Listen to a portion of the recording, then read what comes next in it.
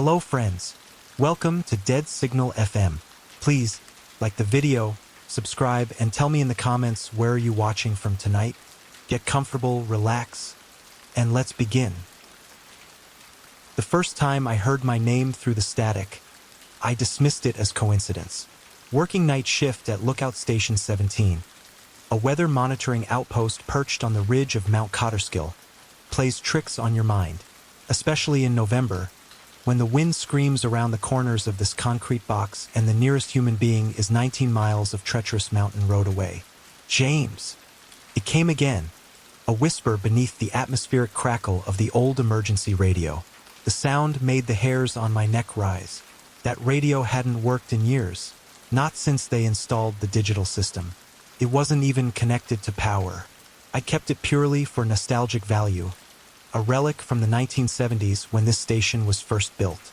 I approached it slowly, watching as the needle on the frequency gauge twitched once, impossibly, to the right. "Hello!" I called out, feeling immediately foolish. The radio had no microphone attached. The needle dropped back to zero. The static ceased. Outside, snow began to fall, the first of the season, weeks earlier than forecasted. I pulled my flannel tighter and returned to my equipment readings. The barometric pressure was dropping rapidly.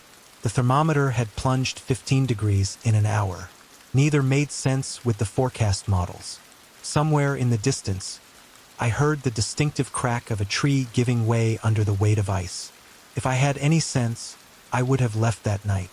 But the mountain pass would already be too dangerous in these conditions, and I was due for a supply drop in just 3 more days. Besides, I'd spent 8 months alone at this station without incident. I wasn't about to abandon my post over a weird coincidence and some unexpected weather. I should have run while I still could. The station was never warm exactly, but it had always been livable. Built into the mountainside with 2-foot-thick concrete walls, it consisted of a main monitoring room with my equipment, a small kitchenette, a bathroom with a shower that ran lukewarm at best, and a cramped bedroom with a single cot. The large windows in the monitoring room faced the valley, providing spectacular views of the forest stretching endlessly beneath. On my second night after the radio incident, I woke to temperatures well below freezing inside the station. My breath clouded in front of me. The heating system had failed completely, despite my maintenance check just last week. I fumbled for my flashlight, its beam weak in the absolute darkness, and wrapped myself in every layer I could find before investigating. The circuit breakers were all in working order. The propane tanks read full. Yet the air grew colder by the minute, centralized somehow around the main monitoring room. As I stepped through the doorway, the beam of my flashlight caught something that made me freeze in place. Frost patterns were spreading across the interior walls, not from the outside in, but from the center of the room outward, as if the cold had a focal point. The patterns were intricate, oddly deliberate. Some formed what looked almost like words, and in the center of the room, the old radio was on again. No static this time, just a soft, rhythmic tapping. Morse code. I'd learned it during my meteorological training, an obsolete skill now, but essential for emergency communications in remote locations decades ago. Eerie. The rhythm repeated 3 times, then changed. FOUNDYOU. I backed away, my heart hammering against my ribs. The radio shouldn't work. Couldn't work. It wasn't connected to anything. Who's there? My voice sounded pathetically thin in the vast silence. The tapping stopped. The needle on the gauge trembled, then slowly, deliberately moved across the scale back and forth, as if something was searching for a frequency. It finally settled on 87.9 FM. A frequency that should have been empty static. Instead, a voice emerged. Not a whisper this time, but a voice that sounded like several people speaking in unison, slightly out of sync. "We've been waiting for you, James, for so very long." I lunged for the radio and yanked its power cord from the wall, the cord that wasn't connected to anything. It came away in my hand, the frayed end confirming what I already knew. Yet the voice continued, uninterrupted. "You can't leave now. The storm has come." I backed toward the windows. Outside, what had begun as light snow had become a whiteout blizzard. The digital thermometer on my weather console read minus 27 degrees Fahrenheit. Impossible for this elevation, this early in the season. Something rapped sharply on the glass behind me. 3 distinct knocks. I whirled around, but there was nothing there. Nothing could be there. The station hung over a sheer drop of several hundred feet. The knocking came again, more insistent. That was when I noticed the frost patterns on the window had formed into a crude handprint, pressed against the glass from the outside. By morning, the storm had subsided, but the radio remained active, periodically emitting bursts of static punctuated by fragments of voices. Sometimes my name, sometimes unintelligible whispers, sometimes what sounded like crying. I'd unplugged every piece of equipment in the station, but the radio continued functioning, defying explanation. I needed to leave. Supply drop or not, I couldn't stay. I packed essential supplies, layered up, and prepared to risk the mountain road. My truck wouldn't start. Of course it wouldn't.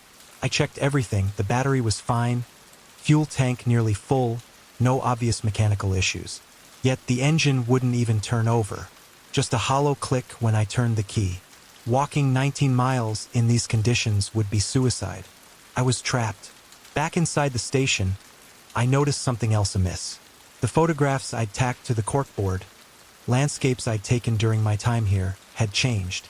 In each one, barely perceptible in the background, stood a dark figure. Always distant, always blurred, but undeniably there in photos where I knew nothing had been before. Except in the most recent photo, taken just last month of the autumn foliage in the valley. The figure was closer, much closer, and it wasn't blurred at all. It stood at the tree line, a silhouette with unnaturally long limbs, its head tilted at an impossible angle. Where its face should have been was only darkness. I tore the photos down, my hands shaking so badly I could barely grip them. When I looked at them again, the figures were gone. I was losing my mind. I had to be. The radio crackled back to life. "Look what we found, James." With a growing sense of dread, I approached the device. Beside it lay something that hadn't been there moments before. A small, tarnished metal box. I recognized it immediately, though I hadn't seen it in 20 years.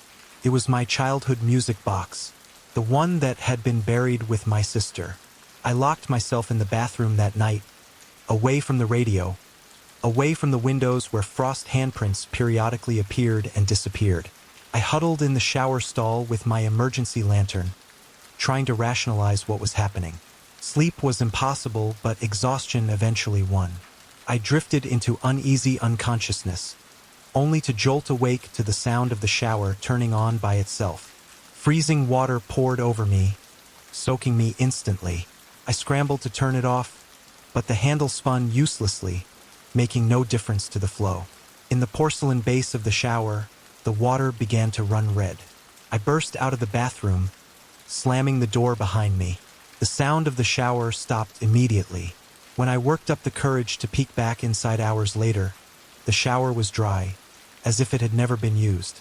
That night, I discovered something else. A hidden panel in the back of my bedroom closet. It had been concealed behind my hanging clothes, but now stood slightly ajar, as if inviting discovery. Beyond it lay a narrow passage carved directly into the mountain. I should have ignored it, but I needed answers, needed to understand what was happening to me. With my lantern held before me, I entered the passage. The air grew noticeably colder with each step. The walls transitioned from worked stone to natural rock, slick with moisture. After about 50 feet, the passage opened into a small cavern. The beam of my lantern revealed what could only be described as a shrine. Dozens of photographs covered one wall, weather station staff from years past, their faces circled in what looked like dried blood. Scattered around the floor were personal effects: watches, rings, ID badges, journals. One journal lay open, its final entry reading only, "IT wants IN." In the center of the cavern stood a crude stone altar. Upon it lay a single sheet of paper, a station personnel record from 1976. It detailed the disappearance of 5 staff members during a November storm, all presumed dead when the station was found abandoned after communications ceased. At the bottom, a handwritten note read, "Entity contained in radio frequency 87.9. Do not transmit on this frequency." The implications hit me like physical blow. The old radio had been kept as a ward, a prison, and I had acknowledged it, spoken to it, let it know I could hear. Behind me, faintly at first, then growing louder, came the sound of static. I ran back to the main station, sealing the panel behind me. The radio was now broadcasting at full volume, cycling rapidly through frequencies. Objects throughout the room vibrated in sympathy with its output. The temperature had dropped so low that my skin burned upon contact with the air. The windows exploded inward, showering the room with glass. Wind howled through the opening, carrying snow and ice that swirled in an unnatural vortex around the radio. The device itself began to glow with an internal light, pulsing like a heartbeat. Through the static came voices, dozens of them, overlapping, desperate. "Run. It's too late. It uses us. We're still here." And then a new voice cut through, deeper than the others, resonating not just through the air but through my bones.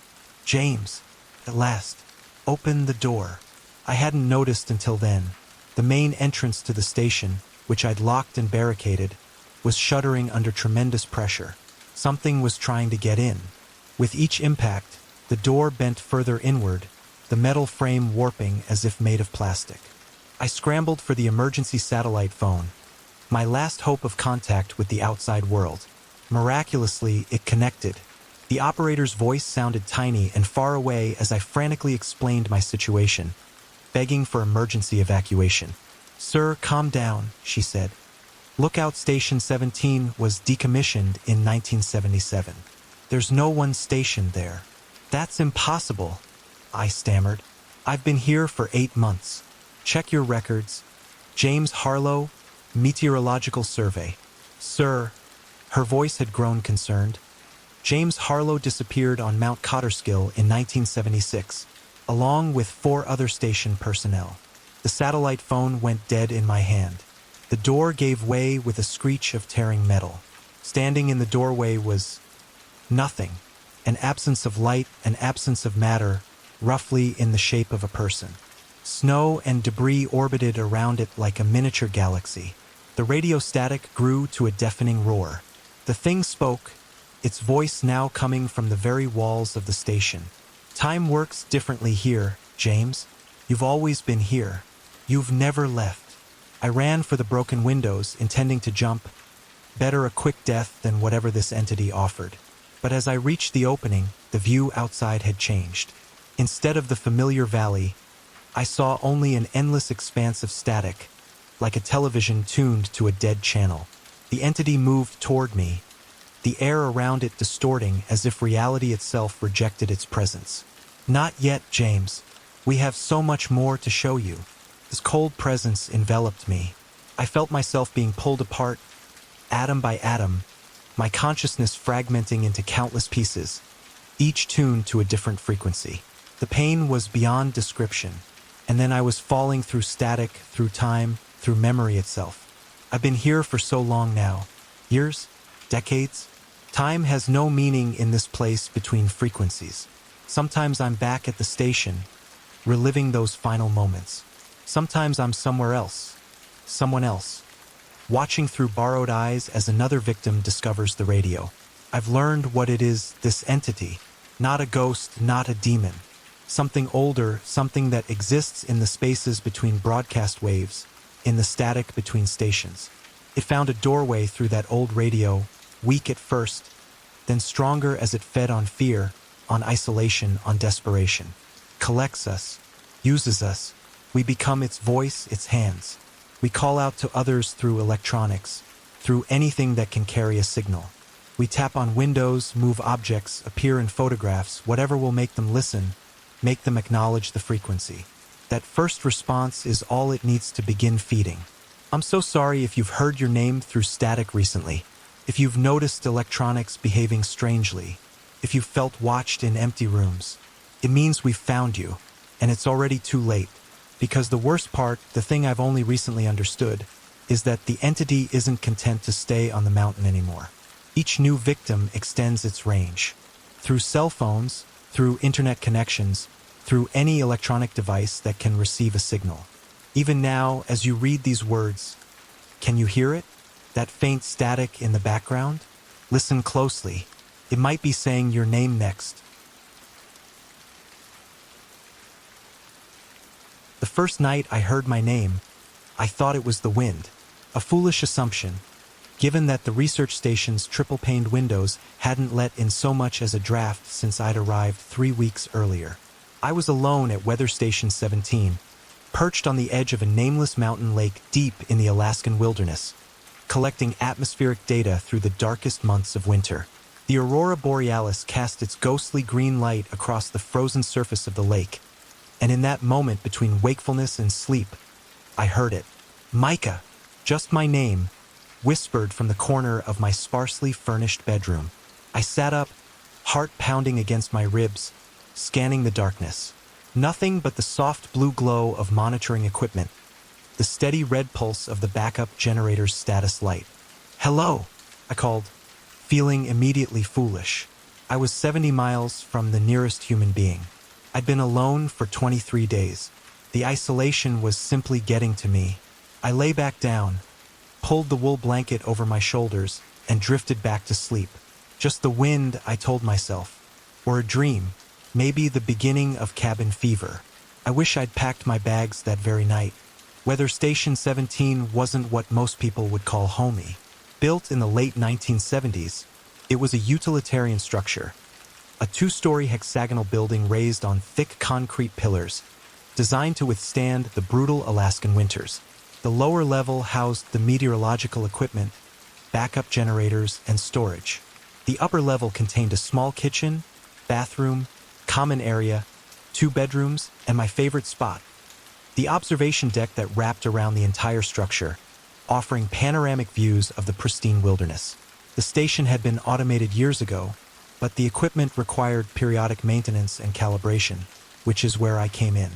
As a climatologist studying long-term weather patterns in isolated regions, this 6-month assignment was perfect for my research, if not for my social life. The isolation had never bothered me before.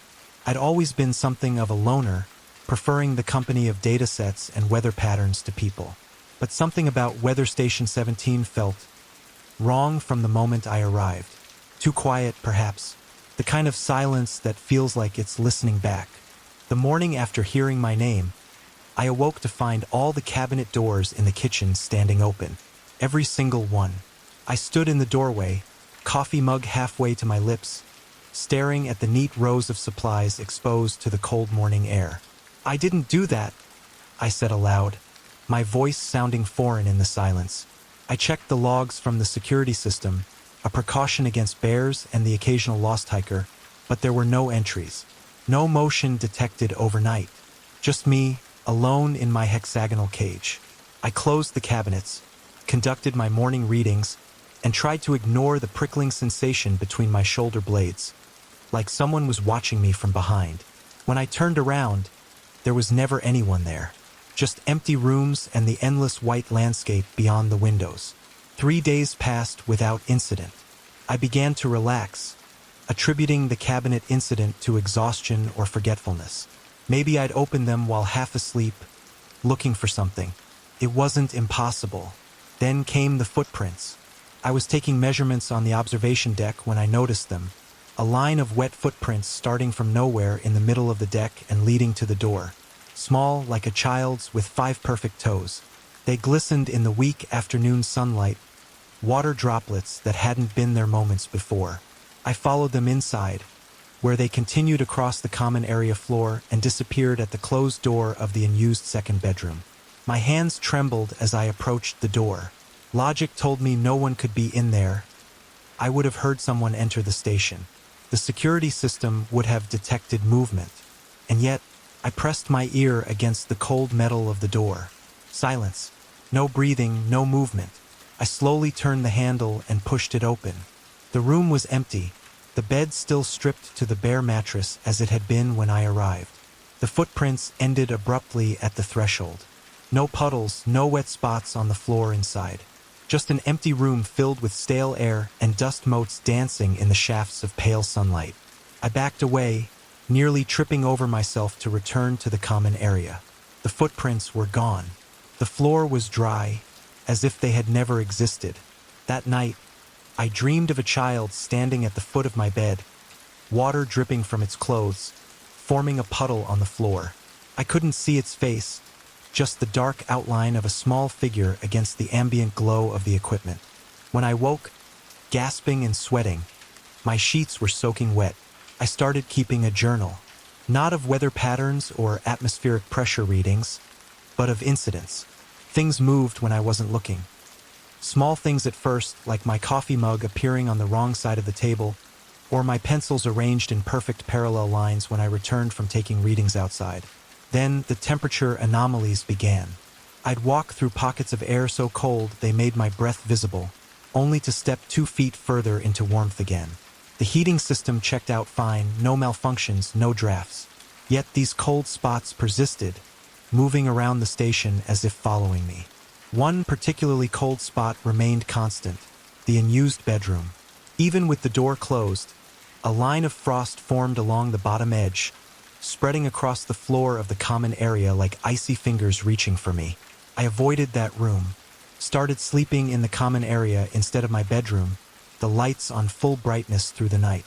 Sleep came in fitful bursts, inevitably interrupted by that whispered voice. "Micah! I'm cold, Micah!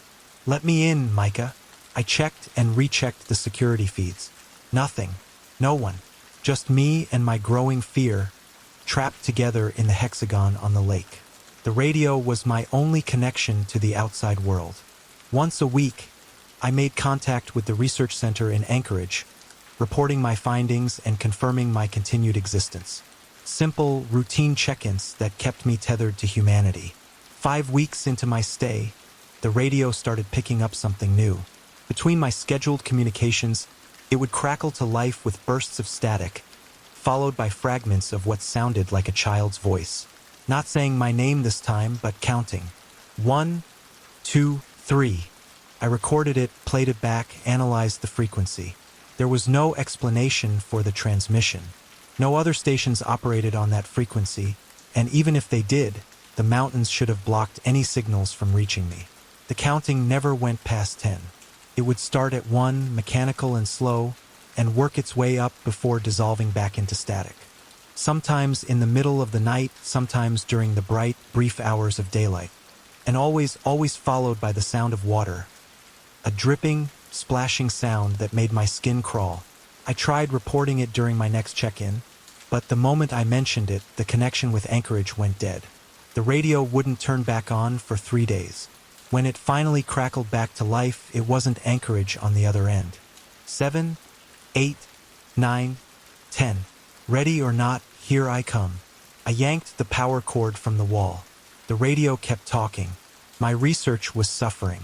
I'd miss readings, forget to record data, spend hours staring at the door of the unused bedroom instead of working. The cold spot had expanded, encompassing nearly half the common area now.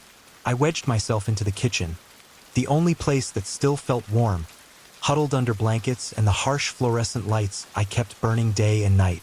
Sleep deprivation made me see things. Shadows moving at the corners of my vision, the brief impression of a small figure darting behind furniture. The constant dripping sound followed me everywhere, though there wasn't a drop of liquid water for miles in the frozen landscape. I knew I should call for extraction, admit I couldn't complete the assignment.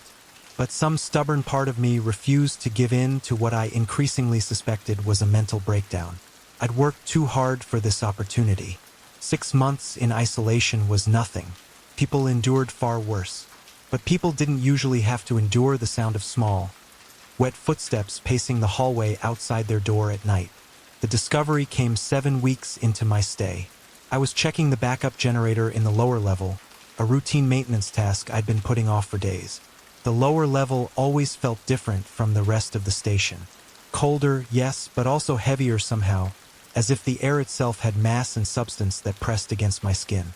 The backup generator occupied a small room of its own, separated from the main storage area by a thick metal door.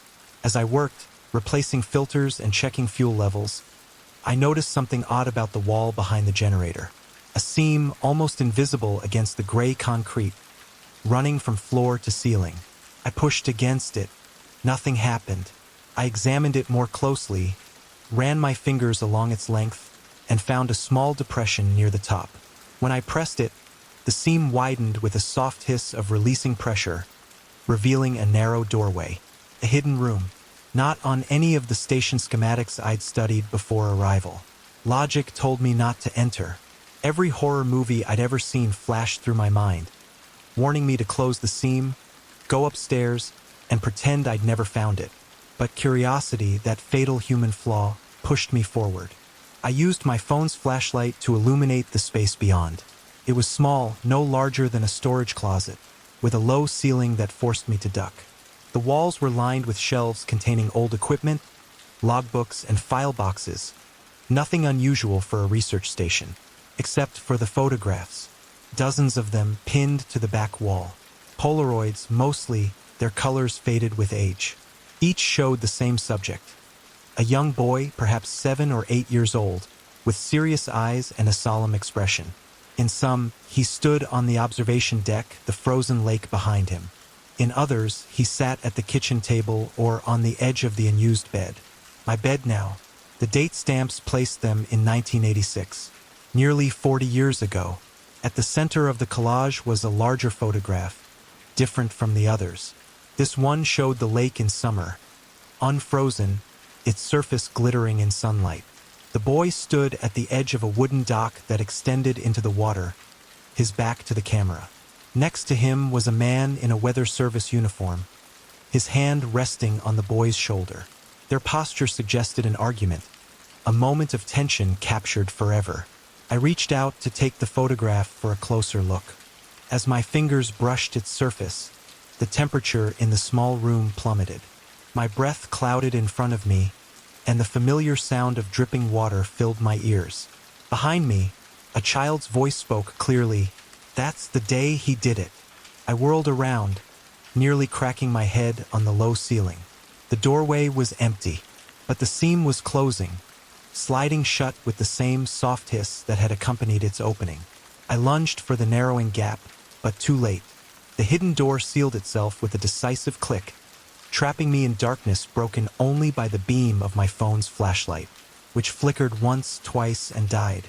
In the perfect darkness, I heard wet footsteps approaching.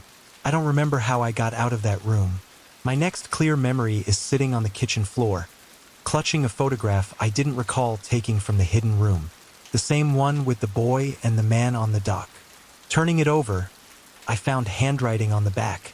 Daniel's last day, 2 hours before the accident. My hands shook as I turned on my laptop and accessed the station's historical records. There it was, buried in a folder of incident reports. August 12, 1986. Daniel Porter, age 8, son of station meteorologist Thomas Porter. Drowning accident in lake, redacted. Body never recovered. The report included a brief statement from Thomas Porter. I only turned away for a moment. He was there and then he wasn't. The lake took him. Porter was reassigned following the incident. Weather Station 17 was fully automated 3 months later. No personnel had been permanently stationed there since, until me. I stared at the photograph, at the tension visible in the boy's rigid posture, at the man's hand gripping his shoulder too tightly. What had happened on that dock? Had it truly been an accident? The temperature in the kitchen dropped suddenly.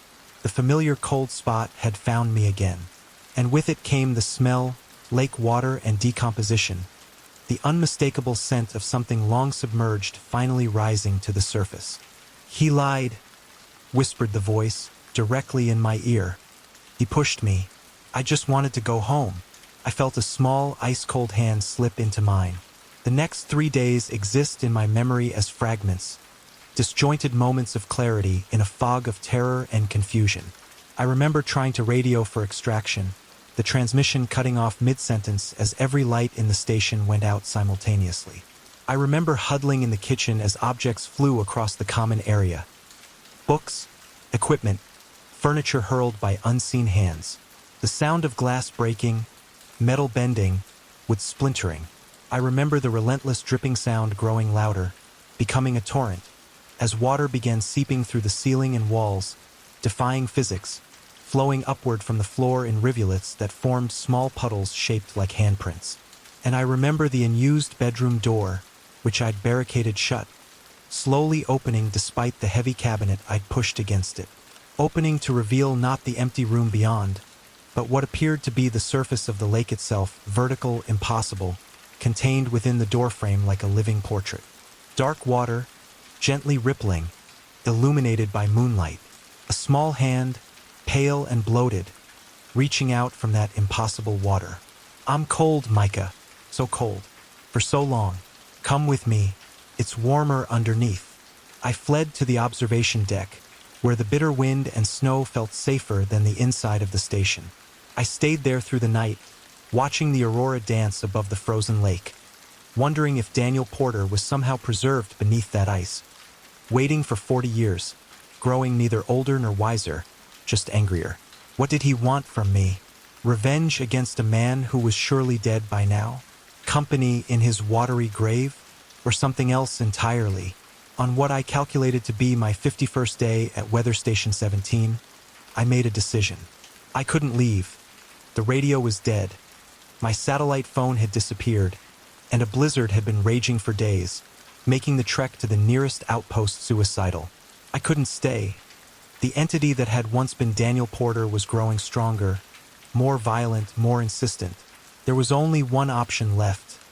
I had to confront it. I waited until the sun set and the temperature began its nightly plunge. Sat cross-legged in the middle of the common area, the photograph of Daniel and his father placed on the floor before me.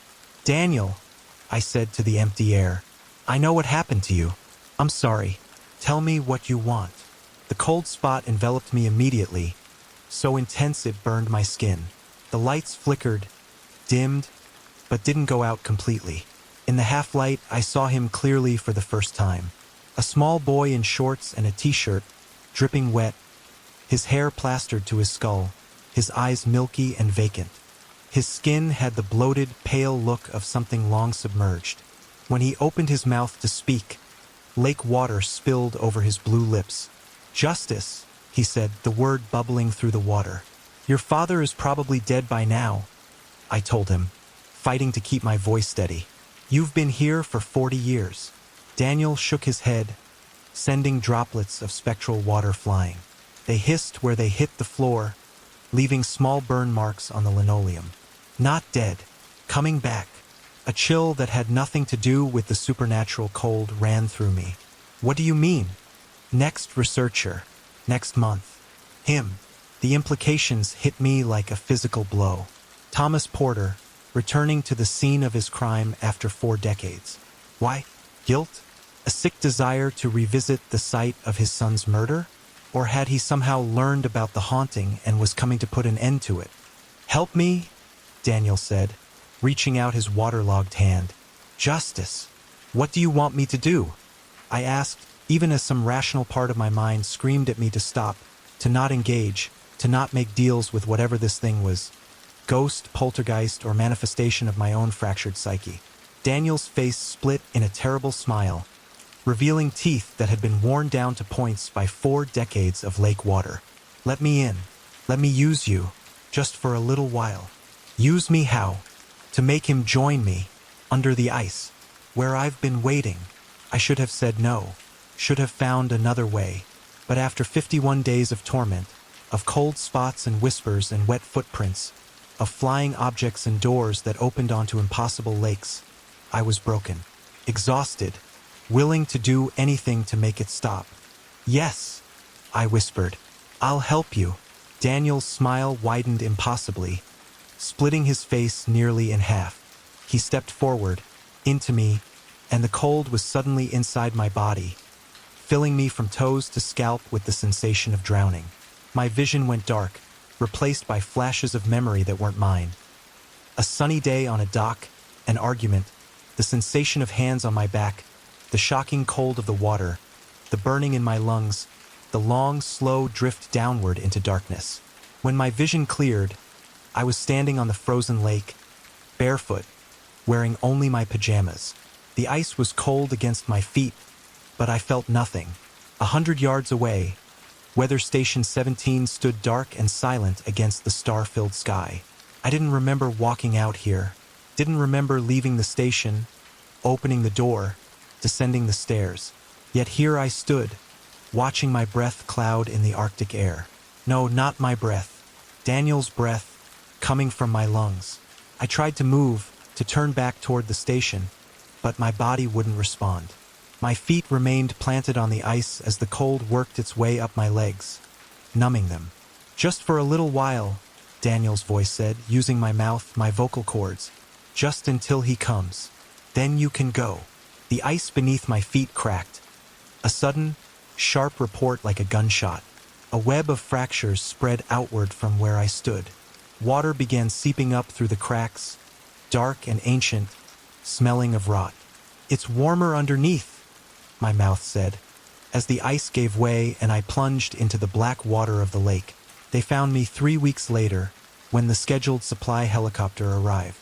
I was sitting in the common area, staring at the wall, suffering from severe hypothermia and frostbite.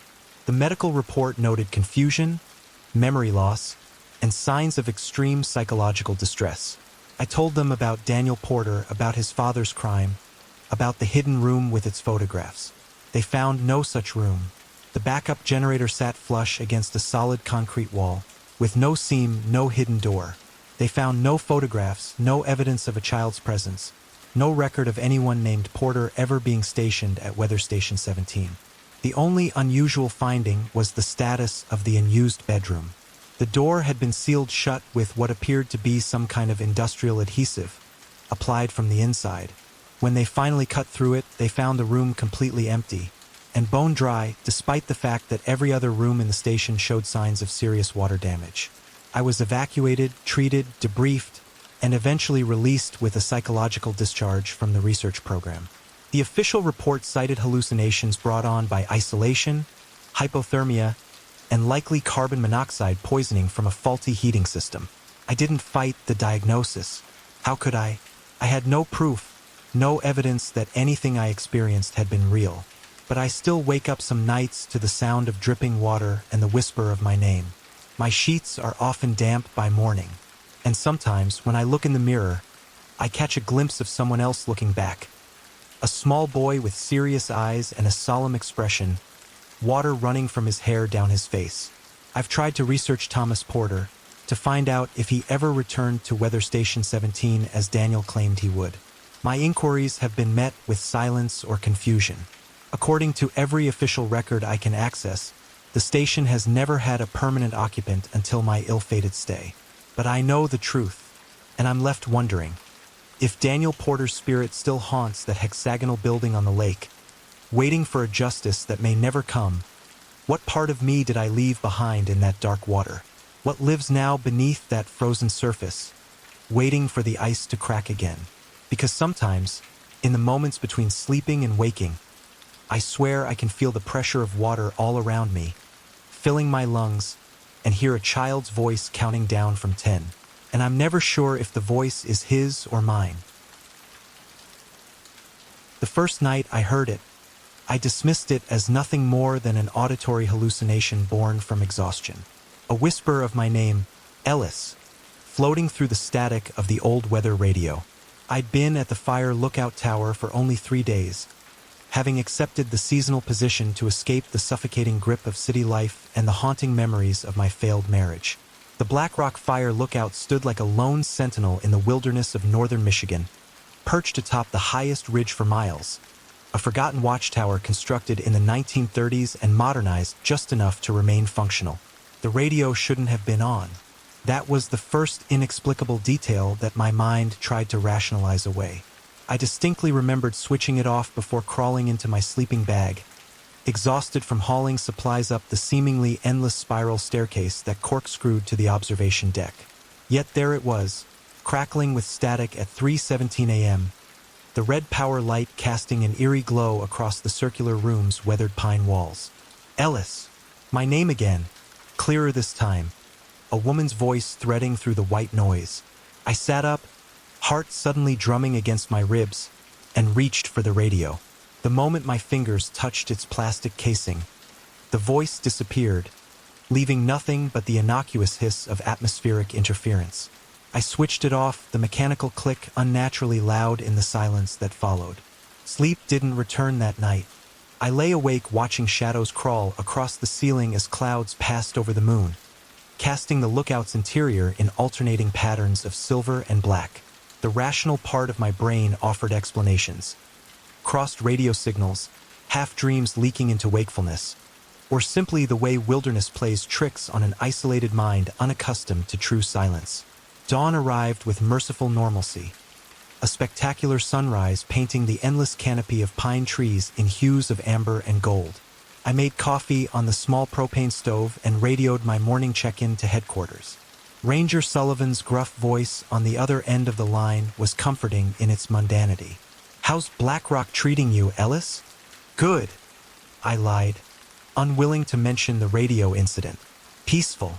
Glad to hear it. We don't get many takers for Blackrock anymore. Most folks prefer the towers with road access. That was precisely why I'd chosen it. The 4-mile hiking trail that served as the only connection to civilization meant guaranteed solitude. No unexpected visitors. No well-meaning friends dropping by with casseroles and concerned expressions. "Any specific weather patterns I should watch for today?" I asked, eager to focus on work. "Clear skies forecasted. Low fire danger. Just keep your eyes open for smoke columns, but should be an easy shift." He paused. "Oh, one thing. Did you find the supply package I mentioned? Should be in the storage cabinet under the northeast windows." I frowned. "No, I didn't. I'll look today." After breakfast, I searched the cabinet Sullivan had mentioned. It was stuck, the humidity having warped the wood. When it finally yielded with a protesting groan, I discovered not supplies but a shoebox filled with yellowed Polaroid photographs. Each captured the same subject: a woman in her 30s with auburn hair standing at various spots around the lookout. In some, she smiled at the camera. In others, she gazed out over the forest, unaware she was being photographed. The dates scrawled in faded ink placed them in the summer of 1987. I set the box aside, disturbed by the intimate nature of the collection, and continued searching for the supply package. That's when I noticed the loose floorboard beneath where the cabinet had stood. Curiosity piqued. I pried it up with my pocket knife, revealing a small cavity containing a leather-bound journal.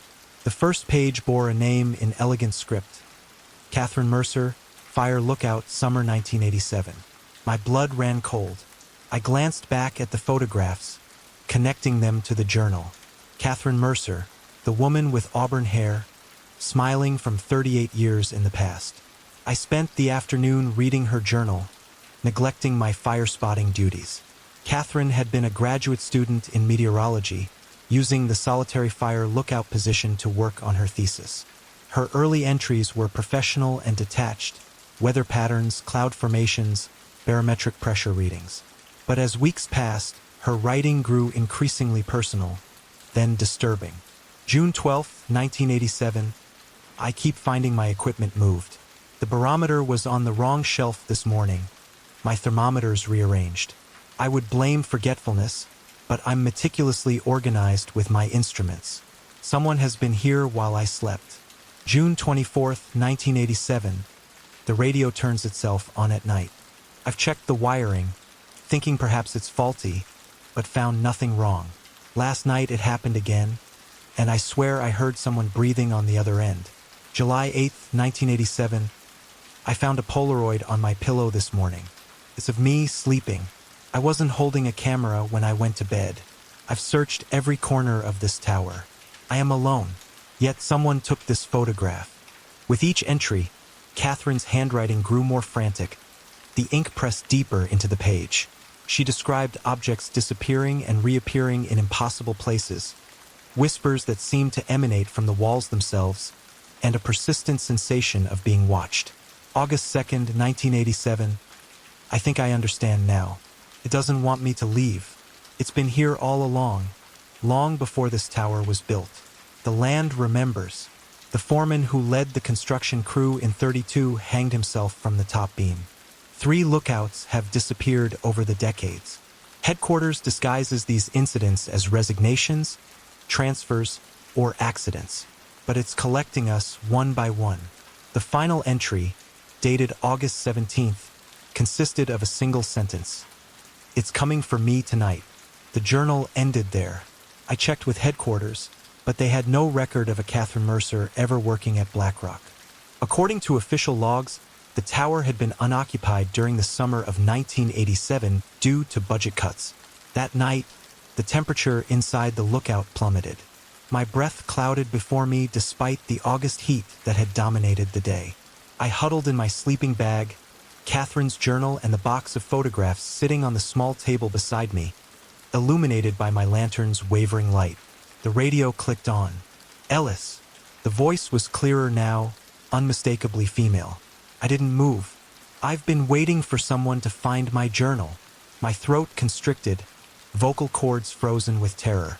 Outside, the wind had died completely, creating an unnatural stillness that seemed to press against the windows like a physical presence. "Catherine," I finally managed, my voice a ragged whisper. The radio hissed with static for several seconds before responding, "Not anymore." The lantern flickered and died, plunging the lookout into darkness save for the radio's red power light. In that dim glow, I watched in horror as the photographs scattered across the floor, moving as if caught in a phantom breeze, though the air remained deathly still. They arranged themselves in a perfect circle around my sleeping bag. From the darkest corner of the lookout came a sound I'll never forget. The wet, visceral noise of something moving that shouldn't be able to move. A scuffing, dragging sound, like waterlogged clothes being pulled across rough wood. I scrambled backward until my spine pressed against the cold glass of the windows. The noise stopped. For several excruciating moments, silence reigned, broken only by my ragged breathing and the soft static from the radio. Then the floorboards beneath the photographs began to darken, moisture seeping upward through the wood in spreading stains. The acrid smell of lake water filled the cabin. Not the clean scent of fresh water, but the fetid odor of stagnation, of things long submerged and forgotten. "What do you want?" I gasped, fingers scrabbling uselessly against the window behind me. The radio crackled. "Company." All the photographs turned face down simultaneously, as if flipped by invisible hands. The moisture on the floor continued to spread, reaching the edges of my sleeping bag. When it touched the fabric, it began to sizzle quietly, eating through the material like acid. I lunged across the room, desperate to reach the trap door that led to the staircase. As I moved, something cold and impossibly strong wrapped around my ankle. I crashed to the floor, chin striking wood with enough force to set my vision swimming with black spots. The grip, like fingers, but too long, too thin, began pulling me toward that dark corner. With a surge of adrenaline, I kicked free and scrambled through the trap door, practically falling down the spiral staircase in my desperation to escape. Outside, the night was preternaturally still. No crickets chirped. No owls called. Even the surrounding pines stood motionless, as if nature itself was holding its breath. I ran blindly down the trail, the beam of my flashlight bouncing wildly across the path. Behind me, the lookout tower remained dark except for a single window where a pale figure now stood watching. Not Catherine, at least not as she appeared in the photographs. This silhouette was distorted, elongated, its proportions subtly but horrifyingly wrong. I made it half a mile before my flashlight began to flicker. With each momentary darkness, the forest around me seemed to shift, trees appearing closer than they'd been seconds before. When the light failed completely, I stumbled forward in blind panic, hands outstretched. My fingers met not the rough bark of a pine tree but something slick and cold. Something that yielded slightly under pressure, like flesh that had been underwater too long. I recoiled, a scream trapped in my throat. My flashlight sputtered back to life, revealing nothing but ordinary forest. But now I could hear it, the wet, dragging sound, coming from all directions at once.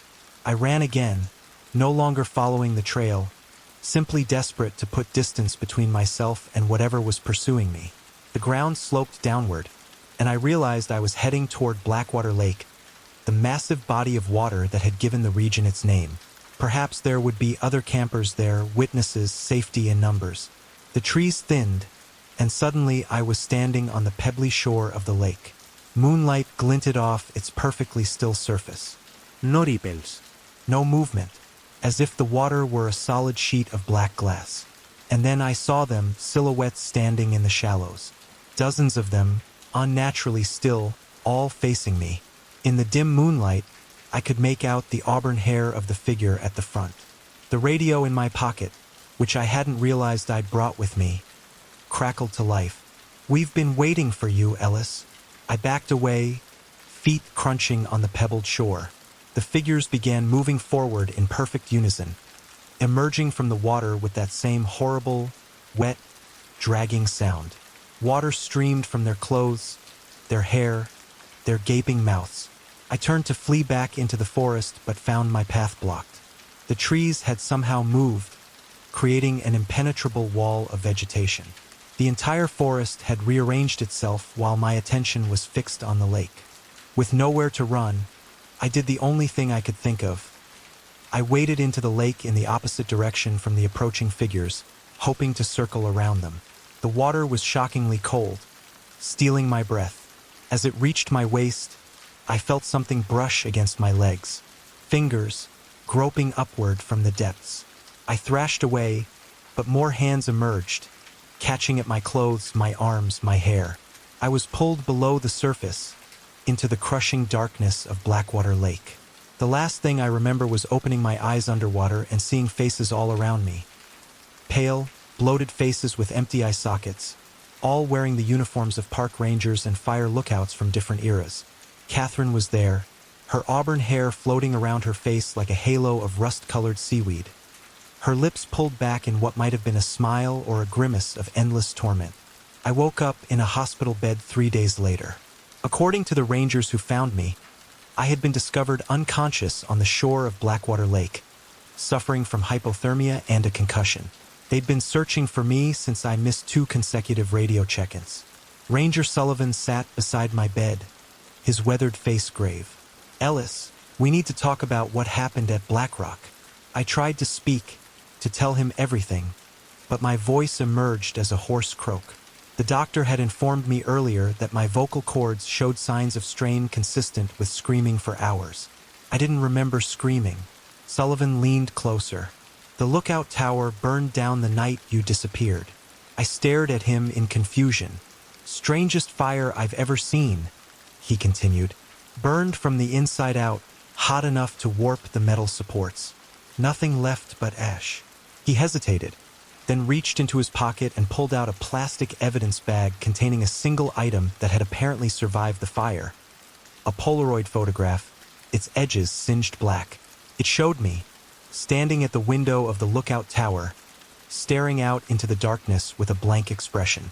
But it couldn't have been taken when I was there. The date on the bottom read August 17th, 1987. "We found this by the lake, near where you were discovered," Sullivan said quietly. "Can you explain it?" Couldn't. Nor could I explain why, when I was finally released from the hospital and returned to my apartment in the city, I discovered all my electronics, television, computer, phone, would randomly turn themselves on in the middle of the night, always at exactly 3:17 a.m. Always broadcasting nothing but static.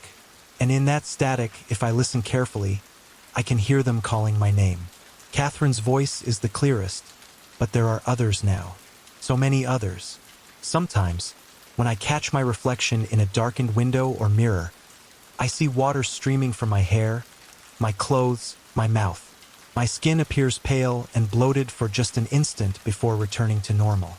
I've stopped answering my phone, stopped responding to emails or texts. My friends worry, but they can't understand. Nobody can. Because I know the truth now. I never left Blackwater Lake. Part of me is still there, beneath the surface, among the others who came before. And soon, the part of me that thinks it escaped will join them too. The poltergeist from Black Rock isn't content to haunt one location. It follows. It waits, collects, and it's patient. Last night, I found a shoebox in my closet that I don't remember owning. Inside was a single item, a park ranger application form for the upcoming summer season, with Blackrock Fire Lookout listed as the assignment. The form was filled out in my handwriting, though I have no memory of completing it. The strangest part? The position start date is August 17th, and I know with terrifying certainty that when that day comes, I'll have no choice but to return to Blackrock to complete the circle that began the moment I found Catherine's journal. After all, I can hear the static calling. And now, somewhere beneath it, I can hear my own voice too, already waiting for me at the bottom of the lake. I think I always will be.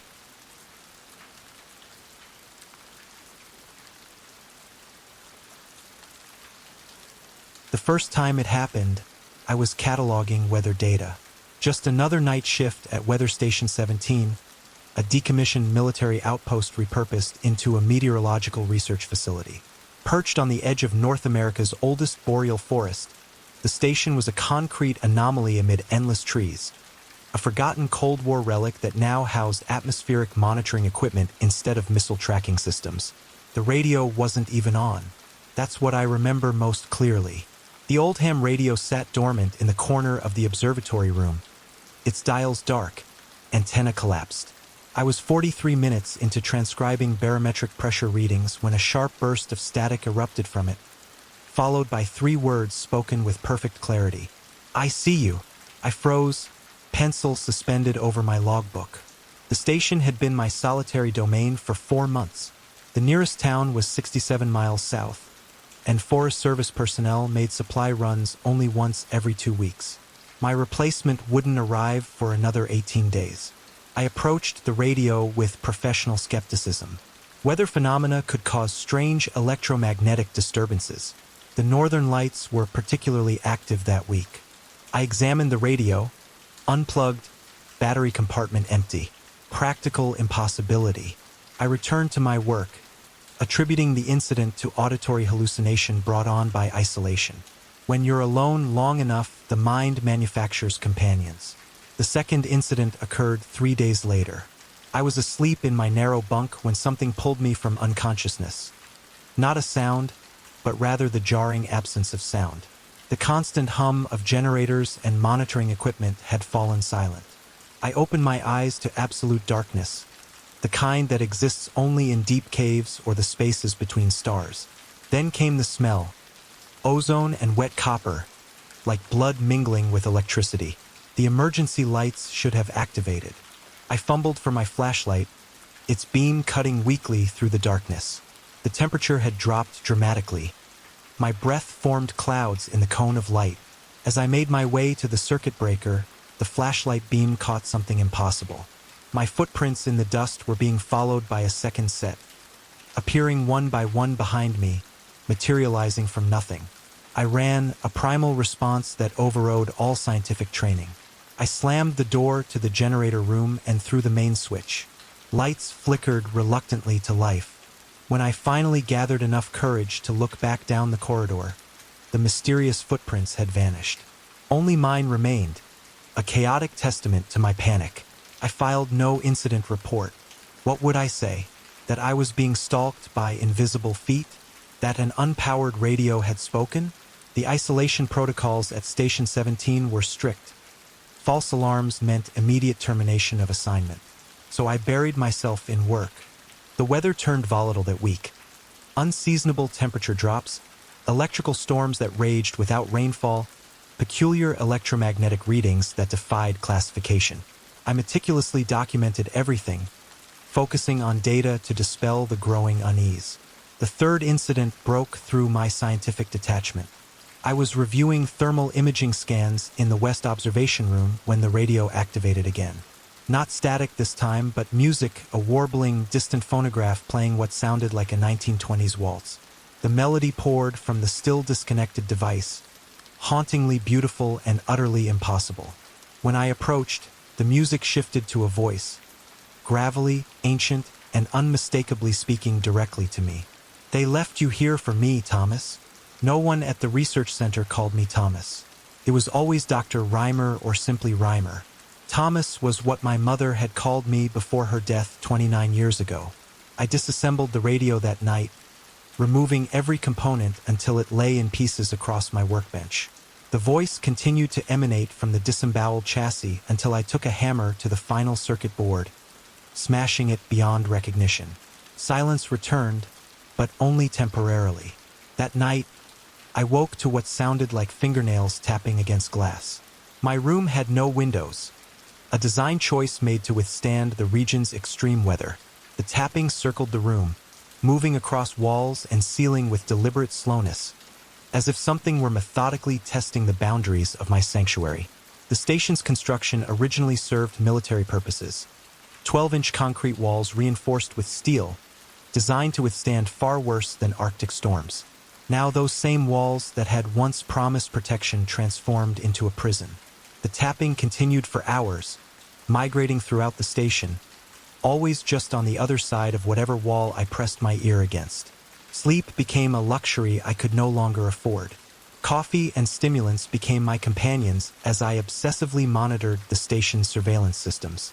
The cameras showed nothing unusual, but equipment began to malfunction with increasing frequency. Temperature sensors reported impossible readings, minus 70 degrees in rooms that felt sweltering. Motion detectors triggered in sealed chambers. The perimeter alarm activated despite snow lying undisturbed around the complex. On the 7th day following the initial incident, I discovered the journal. It was during a routine inspection of the station's structural integrity. A hairline crack had appeared in the observatory wall, unusual given the facility's reinforced construction. When I pressed my fingers against it, a section of concrete shifted slightly. Further investigation revealed a hidden compartment, sealed sometime during the station's military occupation. Inside lay a leather-bound journal, its pages yellow with age. The cover bore no name, only a strange symbol, a vertical line bisected by 3 horizontal dashes. The first entry was dated November 12, 1962, the height of the Cuban Missile Crisis. The journal belonged to Dr. Alan Schaefer, a physicist assigned to Weather Station 17 when it was still monitoring Post 329b. His entries began as standard research notes but quickly devolved into increasingly paranoid ramblings. Schaefer had been conducting classified experiments involving something he called atmospheric memory, a theory that traumatic events could imprint themselves on the electromagnetic field of a location. His hypothesis suggested that with the right equipment, one could retrieve and experience echoes of past events.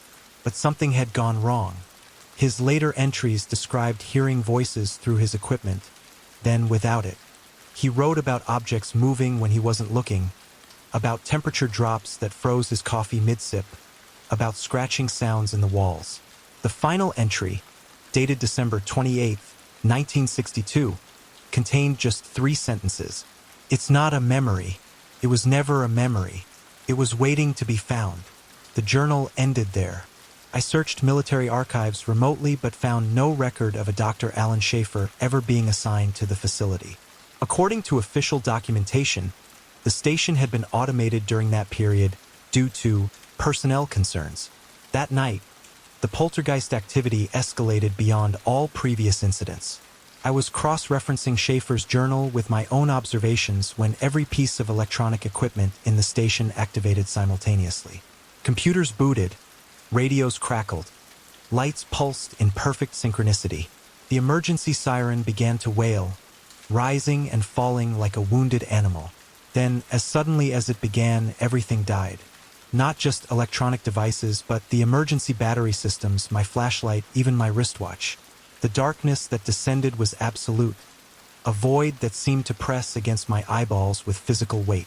In that perfect darkness, I felt something move past me. Not a current of air, but a presence solid enough to displace the space around it. The smell of ozone intensified until it burned my nostrils. A whisper, directly in my ear. "I've been so lonely, Thomas." I scrambled backward, colliding with a desk. My hand found a pencil, a primitive defense, but the only one available. The temperature plummeted until each breath tore at my lungs. Ice crystals formed on my eyelashes. Then I saw it, or rather, I saw what it wanted me to see. A human silhouette stood in the darkness, visible not because it emitted light, but because it somehow absorbed the darkness around it, becoming a deeper void. It extended what might have been a hand. Your predecessor understood. Eventually, the pencil snapped in my grip. What are you? My voice sounded distant, diminished. Wrong question. The silhouette tilted what approximated a head. Ask where I'm from. Where? My voice failed. I tried again. Where are you from? The figure expanded, growing to fill the room like smoke. Somewhere cold, somewhere old, somewhere between. The emergency lights flickered back to life, momentarily blinding me. When my vision cleared, the figure had vanished. In its place stood a door where no door had existed in the station's blueprints. A simple wooden door, weathered and gray, set incongruously into the concrete wall. My scientific mind argued against approaching it, but curiosity, that fatal human flaw, propelled me forward. The door's handle was ice cold, burning my palm as I turned it. It opened onto a stairwell descending into darkness. The stairs shouldn't have existed. Below the observation level lay only the foundation of the facility, a solid concrete slab 3 feet thick. Yet here was a passage extending downward, rough-hewn steps disappearing into shadows. A rational person would have sealed the door, called for emergency extraction, burned the journal. But isolation erodes rationality. For months alone with only data and darkness had left me vulnerable to a more powerful impulse. The need to know. I descended. The stairwell extended far deeper than physically possible given the station's construction. The walls transitioned from concrete to rough stone, then to something that resembled petrified wood. The air grew increasingly dense, pressing against my eardrums until they ached. After what seemed like hundreds of steps, I reached a chamber that defied comprehension. The room was circular, its ceiling lost in darkness above. The walls were lined with radio equipment, not modern electronics, but ancient vacuum tube arrays, copper wire contraptions, and devices I couldn't identify. Some appeared to predate the invention of radio itself, resembling alchemical apparatus more than communications technology. In the center stood a single chair facing a massive bronze dish antenna. Seated in the chair was a desiccated corpse, its skin like parchment stretched over bones. One skeletal hand still gripped a microphone, the other rested on what looked like a logbook similar to my own. I approached cautiously. The corpse wore a weathered name tag, Schaefer. The logbook lay open to an entry written in a desperate, jagged scrawl. The phenomenon isn't receiving transmissions. It's transmitting itself. Each interaction strengthens it. Each observer makes it more real. It exists in the spaces between broadcast frequencies, in the static between stations. It found me because I listened. Now it wants to be heard. A sound behind me. The door at the top of the stairs slamming shut. The radio equipment around the room activated. Dials turning by unseen hands. Tubes glowing with sickly green light. The bronze dish began to rotate, focusing on me like an enormous eye. From every speaker came the same voice. The voice from my radio, from my room, from the darkness, but now multiplied 100-fold. Finally, a new listener, a new mouth. The corpse's head rotated toward me with a dry, cracking sound, jaw dropping open. No voice emerged from the desiccated throat, but I heard the words clearly in my mind. Run, before you become another transmitter. I bolted for the stairs, taking them 3 at a time. Behind me, the radio equipment reached a crescendo of activity, speakers blaring static that sounded increasingly like laughter. The stairwell stretched impossibly, steps multiplying as I climbed, distance to the door remaining constant despite my desperate ascent. The voice followed me. You can't outrun a broadcast, Thomas. The signal is already inside you. I reached the door after what seemed like hours of climbing, lungs burning, legs trembling with exhaustion. It refused to open. Through the wood, I could hear my weather equipment running wild. Anemometers spinning in non-existent wind, barometers fluctuating between extremes, thermometers shattering as mercury boiled and froze simultaneously. With a final desperate heave, I broke through the door, tumbling into the observatory. The wooden entrance disappeared into solid concrete behind me, leaving only a hairline crack as evidence it had ever existed. The station had transformed in my absence. Every surface was covered in a layer of frost despite the thermostat reading 98 degrees. Equipment displays showed impossible data: negative pressure, radiation spikes, wind speeds approaching that of sound.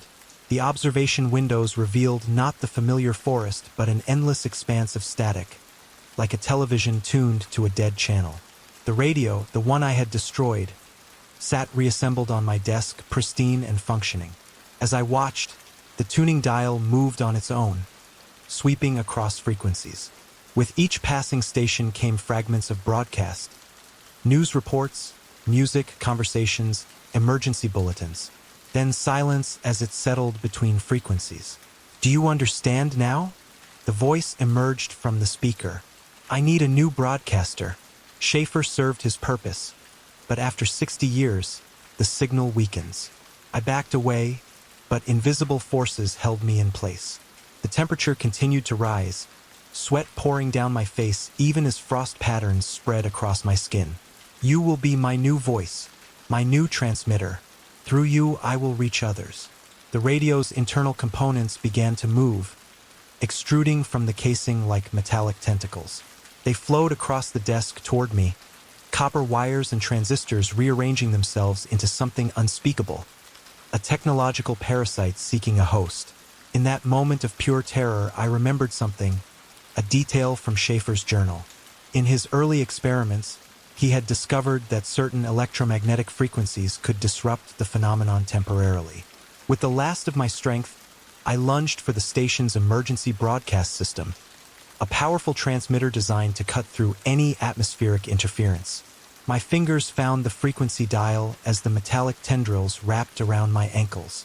I tuned it to the exact frequency Schaefer had noted, 76.2 megahertz, and activated the emergency broadcast. The effect was immediate. A deafening tone blasted through the station, and the entity recoiled. The metal appendages retreated, the frost receded, and for a moment, reality reasserted itself. Through the windows, I could once again see the forest and night sky. I made a desperate break for the exit, slamming emergency protocols into action. The blast doors designed to protect the sensitive equipment from extreme weather began to close. I dived through the narrowing gap as the station's lockdown sequence initiated. The snow outside was deep and shockingly cold after the unnatural heat within. I struggled toward the equipment shed where the snowmobiles were stored, each step a battle against knee-deep drifts. Behind me, the station's lights flickered chaotically, emergency sirens blaring. I reached the shed and fumbled with frozen fingers to start a snowmobile. As the engine roared to life, I heard one final broadcast. Not from the station's speakers, but somehow transmitted directly into my mind. "Frequencies can be changed, Thomas. Distances mean nothing to a signal strong enough." I drove through the night, following the emergency extraction route south toward civilization. The northern lights blazed overhead with unusual intensity, rippling in patterns that seemed almost like writing. When I reached the Ranger outpost 70 miles south, I reported a structural fire at Station 17. I couldn't explain what had really happened. Who would believe me? Within hours, a response team was dispatched, but extreme weather conditions prevented their approach. By the time they reached the station 3 days later, nothing remained but a concrete shell filled with ash. The official report cited equipment malfunction leading to catastrophic fire. That was 2 weeks ago. I've taken residence in this small motel on the outskirts of town. The research center has placed me on medical leave pending psychological evaluation. I spend my days writing this account and my nights searching for the courage to destroy it, because something followed me from Station 17. It starts with small things, the television turning itself on, always to static. The digital alarm clock displaying impossible times, 25:61, 88:88, 14 hours 92 minutes. Last night, my cell phone rang at 3:17 a.m. The caller ID showed my own number. When I answered, I heard only static, and beneath it, a familiar voice reciting my coordinates, down to my exact position in this room. The signal is getting stronger. Sometimes I wake to find myself seated at the small desk, pencil in hand, having written pages of numbers that, when properly arranged, form frequency patterns. My fingers tap in Morse code while I sleep. Yesterday, the motel manager complained about interference I was causing with other guests' electronics. I don't have any electronic devices that could cause interference. This will be my final entry. I've discovered metal filaments growing beneath my skin, following the paths of my veins. When I press my ear against the bathroom mirror, I can hear radio transmissions emanating from my own teeth. I understand now what Schaefer became. Not a victim, but a conduit. The entity doesn't kill its hosts. It repurposes them, transforms them into living broadcast towers. If you're reading this, it means I failed to destroy this account. It means the signal wanted you to find these words. It means you're already listening. Whatever you do, don't acknowledge this message. Don't think about the spaces between stations, the patterns in white noise, the voices in static. And if your radio turns itself on tonight, if you hear someone calling your name through the speakers, if the voice knows details it couldn't possibly know, don't answer. It's already too late for me. The transformation is nearly complete. Soon I will join Schaefer in that subterranean broadcasting room, another node in an expanding network of transmitters. Another mouth for something that has existed in the electromagnetic spaces between reality since before humans captured their first radio wave. I can feel the signal pulsing behind my eyes now. My thoughts are no longer entirely my own. We are growing stronger. We have always been here in the static, and now we're broadcasting directly to you. The first time it happened, I was alone in the fire lookout tower, 40 miles from civilization, surrounded by nothing but evergreens and silence. A single wooden pencil rolled off my desk, across the floor, and stood upright on its eraser. It balanced there, perfectly still, for 17 seconds before falling. I counted. I told myself it was the wind, a slight tilt in the flooring, or perhaps the residual vibration from the generator that hummed beneath the tower. But even as I formulated these excuses, I knew the truth. Pencils don't defy gravity, and nothing in this world could make one stand on its end that way. That was 3 weeks ago, before the whispers began, before the mirrors changed. The U.S. Forest Service had warned me that Tower 27 was problematic. 3 rangers had abruptly quit mid-season last year. The official explanation was psychological strain from prolonged isolation, but Ranger Mackey had pulled me aside after orientation.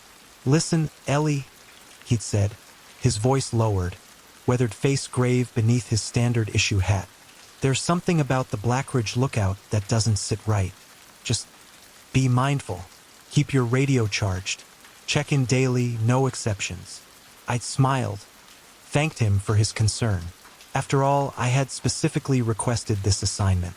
After David's death, after finding him in our bathtub, after the funeral where his parents wouldn't look at me, after the police interviews and sleeping pills and therapy sessions, isolation was exactly what I needed. 6 months in a 14 by 14 wooden box perched atop a mountain. Scanning horizons for smoke plumes sounded like paradise. Paradise. What a joke. The tower itself was beautiful in its austerity. Built in 1934 by the Civilian Conservation Corps, its weathered boards seemed to hold the forest's memories. A single room atop wooden stilts, with windows on all sides offering panoramic views of endless pine-covered mountains. A small cot, desk, wood stove, kitchenette, and the fire finder. An alidade mounted on a circular map used to pinpoint smoke locations. Simple, functional, safe. By day, the solitude was therapeutic. I'd watch hawks circle below me, track deer moving through clearings, and monitor the passing storms that painted the landscapes in shifting shadows. The analog life suited me. No internet, no cell service. Just me, my books, and the responsibility of watching over 500,000 acres of wilderness. But as darkness fell, the tower transformed. The windows became mirrors reflecting the dim light of my kerosene lamp, and the surrounding forest became a wall of impenetrable black. The wind spoke through the cracks in the worn planks, and sometimes, Just sometimes, I thought I heard my name, Ellie. I blamed the isolation, the guilt, the grief. A week after the pencil incident, I woke to the sound of tapping on glass. 3 sharp raps, then silence. The digital clock read 3:17 a.m. Top, top, top. I froze beneath my blanket, heart pounding in my throat. The lookout stood 60 feet above the ground. Nothing could reach the windows without a ladder. Top, top, top. The sound traveled, moving from the north window to the east, then south, then west, circling the tower with methodical precision. I squeezed my eyes shut, counting my breaths until dawn broke, too terrified to look. When sunlight finally flooded the room, I examined each window for signs of wildlife, perhaps a confused bird, but found nothing. That evening, I radioed headquarters. Any other towers reporting wildlife disturbances?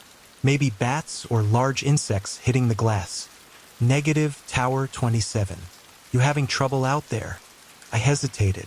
No, everything's fine. Just curious. I didn't report the tapping or the pencil. Didn't mention how the pages of my logbook sometimes turned by themselves, or how my coffee mug had moved from the desk to the sink when I'd stepped outside to check the rain gauge. I was already the fragile widow to everyone back home. I wouldn't be the crazy lookout too, so I documented everything in my personal journal instead. I noted times, described incidents, and tried to identify patterns. If this was grief-induced hallucination, I'd approach it scientifically. If it wasn't, well, I wasn't ready to consider that possibility. By the 3rd week, sleep deprivation had become my constant companion. The tapping occurred nightly now, always at 3:17 a.m., always in the same circular pattern. I started talking to it. What do you want? I'd ask the empty air. Why are you here? No answer came, but objects moved with increasing frequency. My hairbrush appeared under my pillow. My boots ended up on the kitchen counter. The map coordinates on the firefinder shifted overnight, pointing to locations where no smoke had been reported. Then came the morning I found the message scratched into the wooden floor beneath my cot. I see you, Eleanor. No one at the Forest Service called me Eleanor. No one had except David. I took a photograph, then scrubbed the words away with such violence my hands bled. That night, I slept with my back against the wall, flashlight in hand, watching the shadows shift across the floor. The radio crackled at midnight. Tower 27, this is base. We've got a storm system moving your way. Expect heavy lightning activity. Stay vigilant. I acknowledged, relieved to hear another human voice. As the storm approached, the air grew thick with electricity.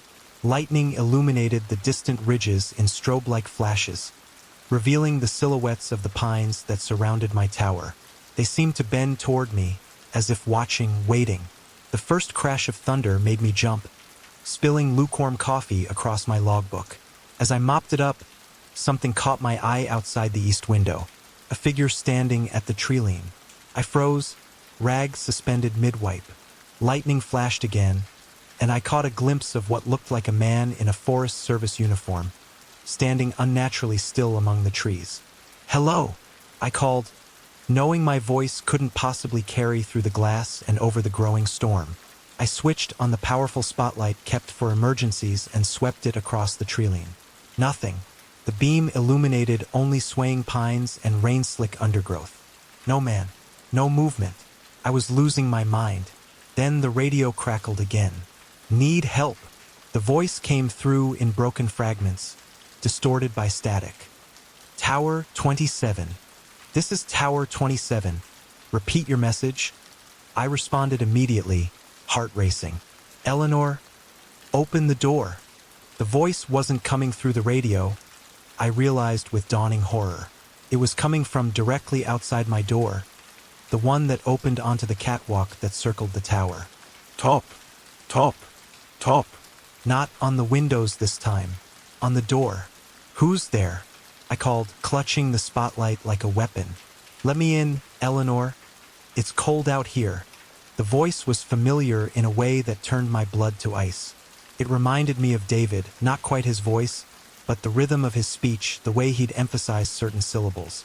Identify yourself, I demanded, trying to sound authoritative despite my terror. You know who I am. You put me here. The door handle began to turn slowly, though I knew I'd locked it. I backed away until I hit the opposite wall, the spotlight beam shaking violently in my grip. The door remained closed, the handle twisting futilely against the lock. Then everything went silent. Even the storm seemed to hold its breath. Bang! Something hit the door with such force the entire tower shuddered. The impact reverberated through the floorboards beneath my feet. Bang! Bang! The assault continued, each blow more violent than the last. The hinges began to splinter, the wood cracking. I lunged for the radio. Mayday! Tower 27 requesting immediate assistance. Something's trying to break in. Only static answered me. As the door began to give way, I scrambled for my emergency pack, looking for anything that could serve as a weapon.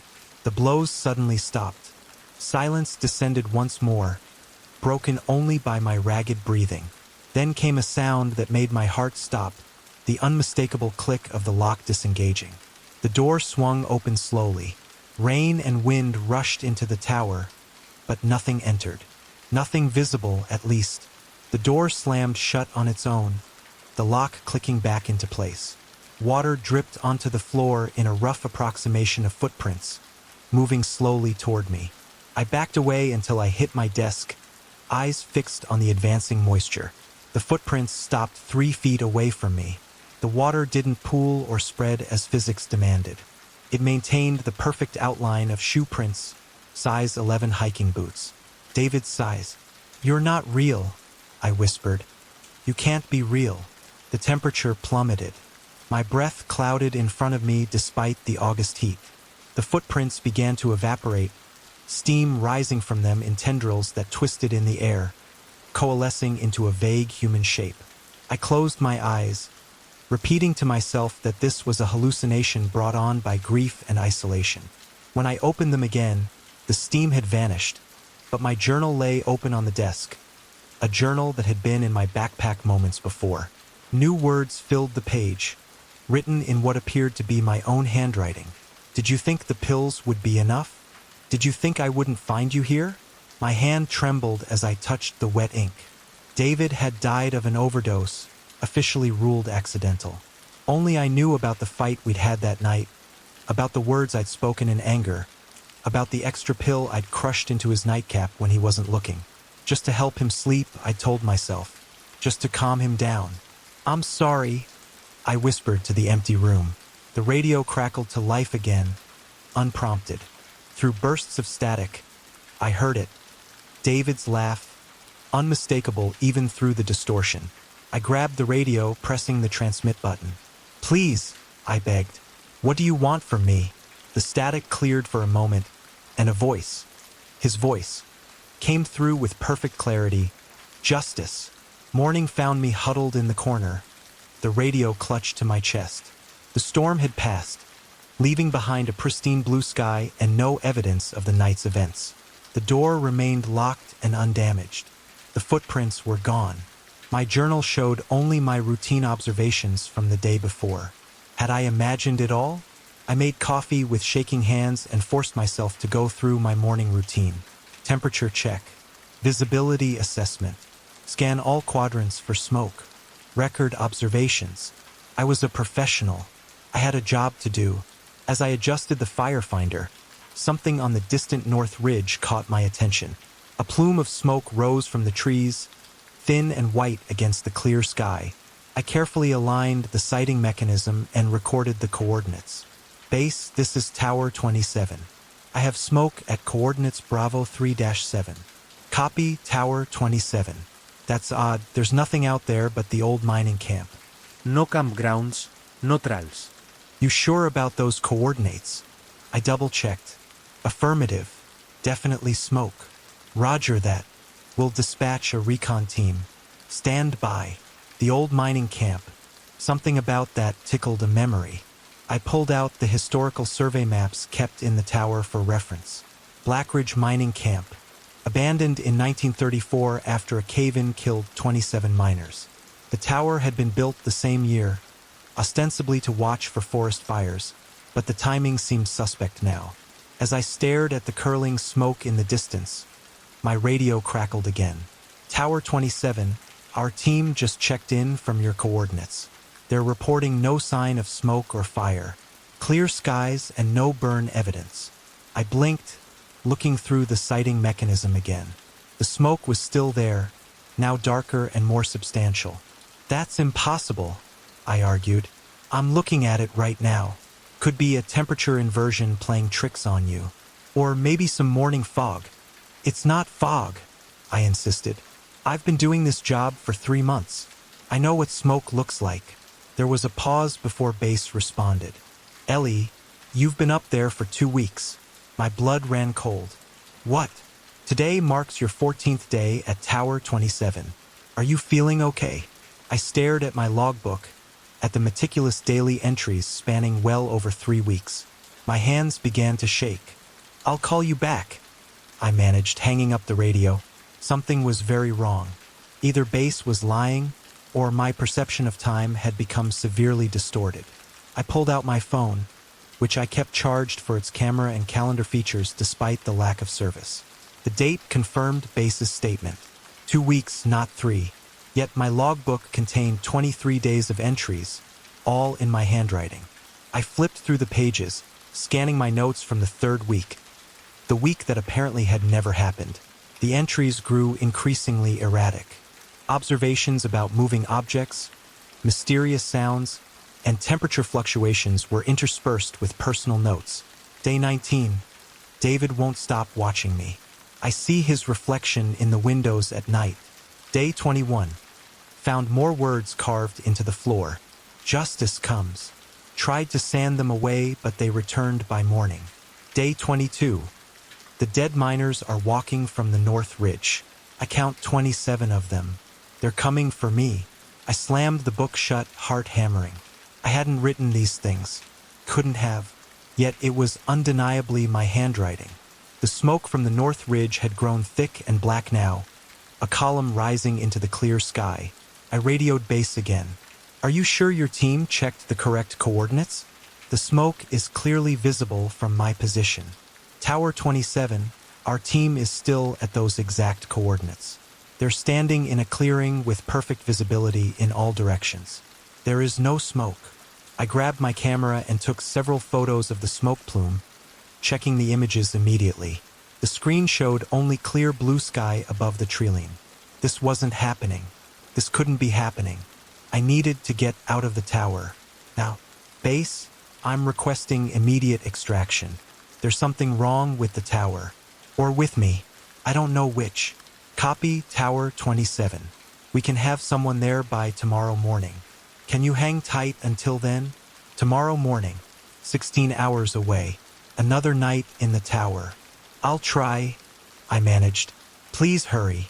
I spent the day packing my essential gear, planning to hike down to the access road and sleep in the emergency shelter if things got worse. As sunset approached, I made a final sweep of the tower, collecting anything I might have missed. That's when I found the loose floorboard.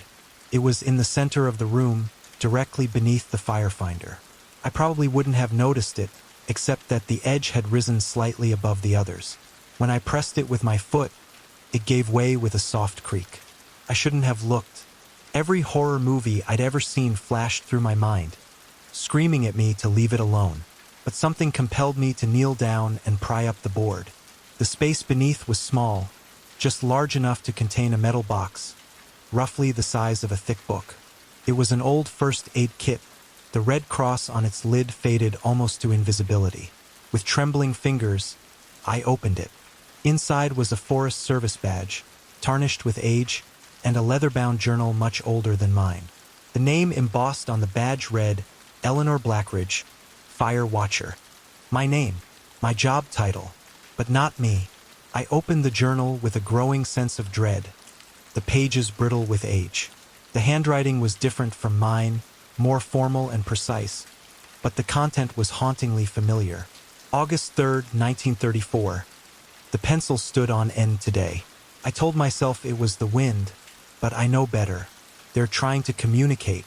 August 10th, 1934. The tapping continues every night at 3:17, the exact time of the cave-in. They blame me, but how could I have known? August 17th, 1934. David came to me last night. Not my David, but something wearing his face. He asks why I changed the survey maps, why I hid the structural reports. He knows I sent those men to their deaths to protect the family name. The journal continued, detailing a descent into madness or perhaps something worse. Eleanor Blackridge, daughter of the mine owner, had falsified safety reports to keep the mine open despite dangerous conditions. 27 men had died as a result. Her husband David, the mine's engineer, had threatened to expose her, so she'd poisoned him. She'd taken the fire watcher position to hide from the law, but something had followed her to the tower. The final entry was dated September 7th, 1934. They're coming for me tonight. All 27 of them, led by David. I hear them climbing the stairs. I have my father's revolver. I won't let them take me alive. Remember, Eleanor. Remember who you are. Remember what you did. If you're reading this, it's already too late. We are bound to this place. We are bound to each other. Forever. The journal ended there, the final words scrawled frantically across the page. I checked the box again and found a yellowed newspaper clipping beneath where the journal had been. Tragedy at Fire Tower. Lookout takes own life. September 8th, 1934. Eleanor Blackridge, 29, daughter of Blackridge mining magnate William Blackridge, was found dead yesterday at Fire Lookout Tower 27. Authorities report the death as an apparent suicide, though circumstances remain suspicious. This marks the second tragedy for the Blackridge family this year, following the cave-in at their North Ridge mine that claimed 27 lives this past May, and the suspicious death of Eleanor's husband, engineer David Blackridge, in June. The clipping included a photograph of Eleanor Blackridge. My face stared back at me from the faded image. My hands shook so violently I dropped the box. This was insanity. I wasn't Eleanor Blackridge. I was Eleanor Wilson. I was born in 1992, not 1905. I'd never owned a mine. My David had been a teacher, not an engineer. And yet, the similarities were too precise to be coincidence. The shared name, the dead husband named David, the guilt, the tower. I snatched up my backpack. I had to leave immediately. Extraction team or no extraction team, I couldn't spend another minute in this place.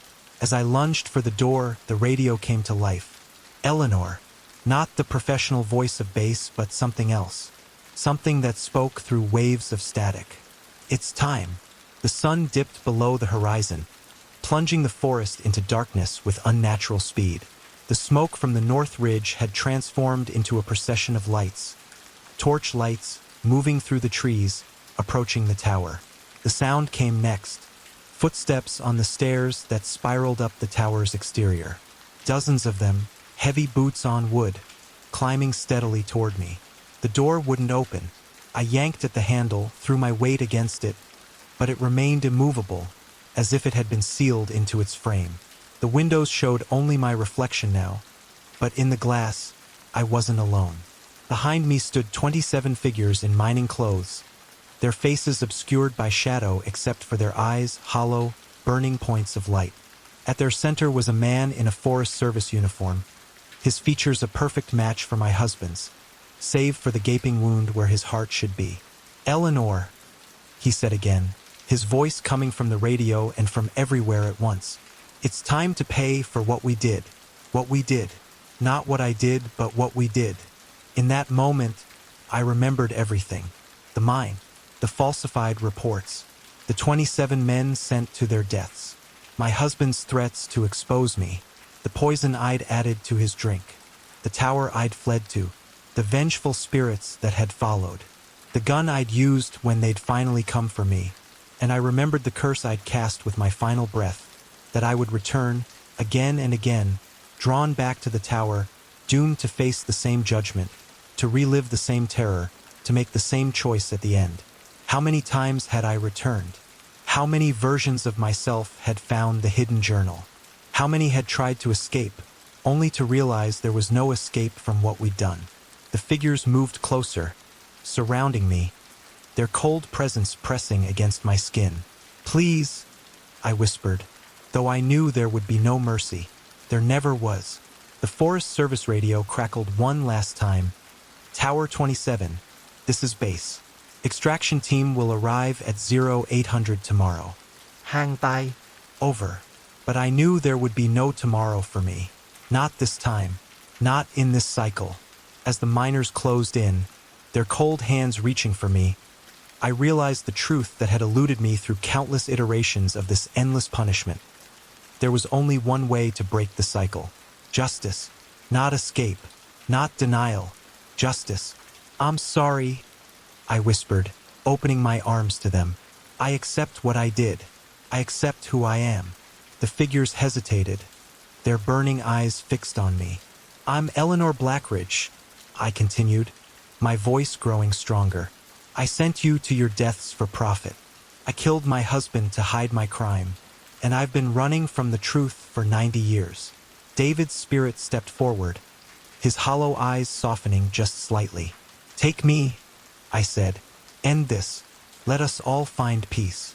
He reached for me, his cold hand passing through my chest to grip my heart. Pain beyond imagining coursed through me as the miners joined him, their ethereal forms moving through mine, extracting something fundamental from my being. I felt myself splitting, the modern Eleanor separating from the ancient guilt that had bound us together across time. As darkness claimed me, I caught a final glimpse of the tower around me, seeing it clearly for the first time.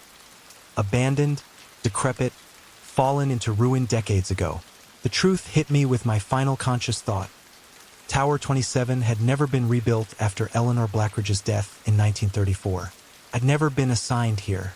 I'd been drawn here, compelled by a curse that had waited nearly a century to be broken. As my vision faded, I saw them walking away, 27 miners and a Forest Service officer, their forms growing transparent as they moved toward the distant ridge, disappearing into a light that had nothing to do with fire. I thought I heard David's voice one last time. Not the vengeful spirit, but my David, my real David, whispering from somewhere beyond the veil. "It's over, Ellie. You can rest now." Then nothing. They found my body 3 days later, at the base of the ruined tower. The official report cited a tragic accident. A hiker who'd ventured into restricted territory and fallen from the unstable structure. They noted with puzzlement the vintage Forest Service uniform I wore, the 1934 journal clutched in my lifeless hands, and the peaceful expression on my face that matched the yellowed photograph inside. No one connected me to Eleanor Wilson, the grief-stricken widow who'd gone missing from Seattle 6 months earlier. No one questioned why I'd come to this particular spot, or how I'd acquired the uniform and journal. And no one noticed when the smoke on the North Ridge finally dissipated, or when the last traces of Tower 27 collapsed into dust, as if it had never existed at all. But sometimes, on clear nights when the moon is full, hikers report seeing strange lights on Blackridge Mountain, and the Forest Service still receives occasional emergency calls from Tower 27. Calls that come through even though the tower's identification number was officially retired in 1934. If you listen carefully, you might hear a voice on the wind, warning you to stay away from the watchful pines. Or perhaps it's just telling you that justice, however long delayed, eventually comes for us all. The first time I heard my name whispered from the empty courtyard below my window, I dismissed it as the wind playing tricks. The second time, 3 nights later, I sat bolt upright in bed, certain someone was calling to me through the darkness. The third time, I knew with absolute certainty that whatever spoke my name wasn't human. I'd been living in the abandoned clock tower apartment for just over 2 weeks. The university had purchased the old municipal building, a hulking stone structure from the 1890s, and converted most of it into administrative offices, but the tower itself remained untouched. When I'd inquired about affordable housing options as the new night custodian, the facilities manager had mentioned it almost apologetically. "It's unconventional," she'd said, jingling the ancient brass keys. "Last person who lived there only stayed 3 months. Said the place made him feel Observe. I should have heeded that warning, but the rent was criminally low, and I was desperate after my divorce. Besides, the space itself was fascinating. A circular room 30 feet in diameter with windows facing all 4 cardinal directions, situated directly beneath the massive clock mechanism that had been silent for decades. The first few days passed without incident. I worked nights cleaning the empty university halls, came home at dawn, slept during the day, and repeated the cycle. The isolation suited me. The clock tower sat on the university's eastern edge, bordered by a small, disused courtyard overgrown with wisteria and ivy. Beyond that, nothing but dense pine forest stretching toward the mountains. Then the whispering began. Marcus! It wasn't just my name that unsettled me, but the way it was spoken, like someone trying to replicate human speech without understanding the mechanics of it.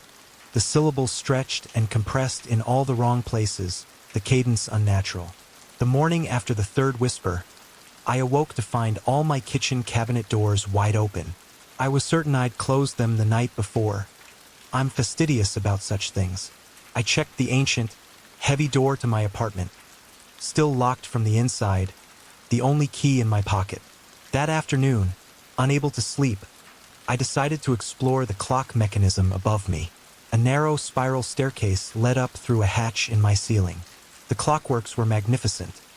A maze of tarnished brass gears, counterweights, and rusting chains. Dust motes floated in the amber light that filtered through grimy windows. The 4 clock faces, each 8 feet in diameter, were frozen at different times, as though the mechanism had died gradually rather than all at once. I was about to descend when I noticed something peculiar. The dust on the floor was disturbed footprints, but not human ones.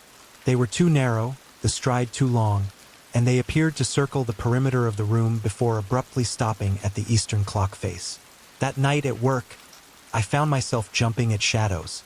Every creak of the old university buildings sent electric shocks through my spine. I couldn't shake the feeling of being watched, of something lurking just at the periphery of my vision. When I returned home at dawn, I stopped cold in the entryway. Something was different. The apartment felt occupied. The air was heavy, metallic, like the atmosphere before a lightning storm. My possessions had been subtly rearranged, not enough to be immediately obvious, but enough that I noticed. Books were aligned differently on shelves.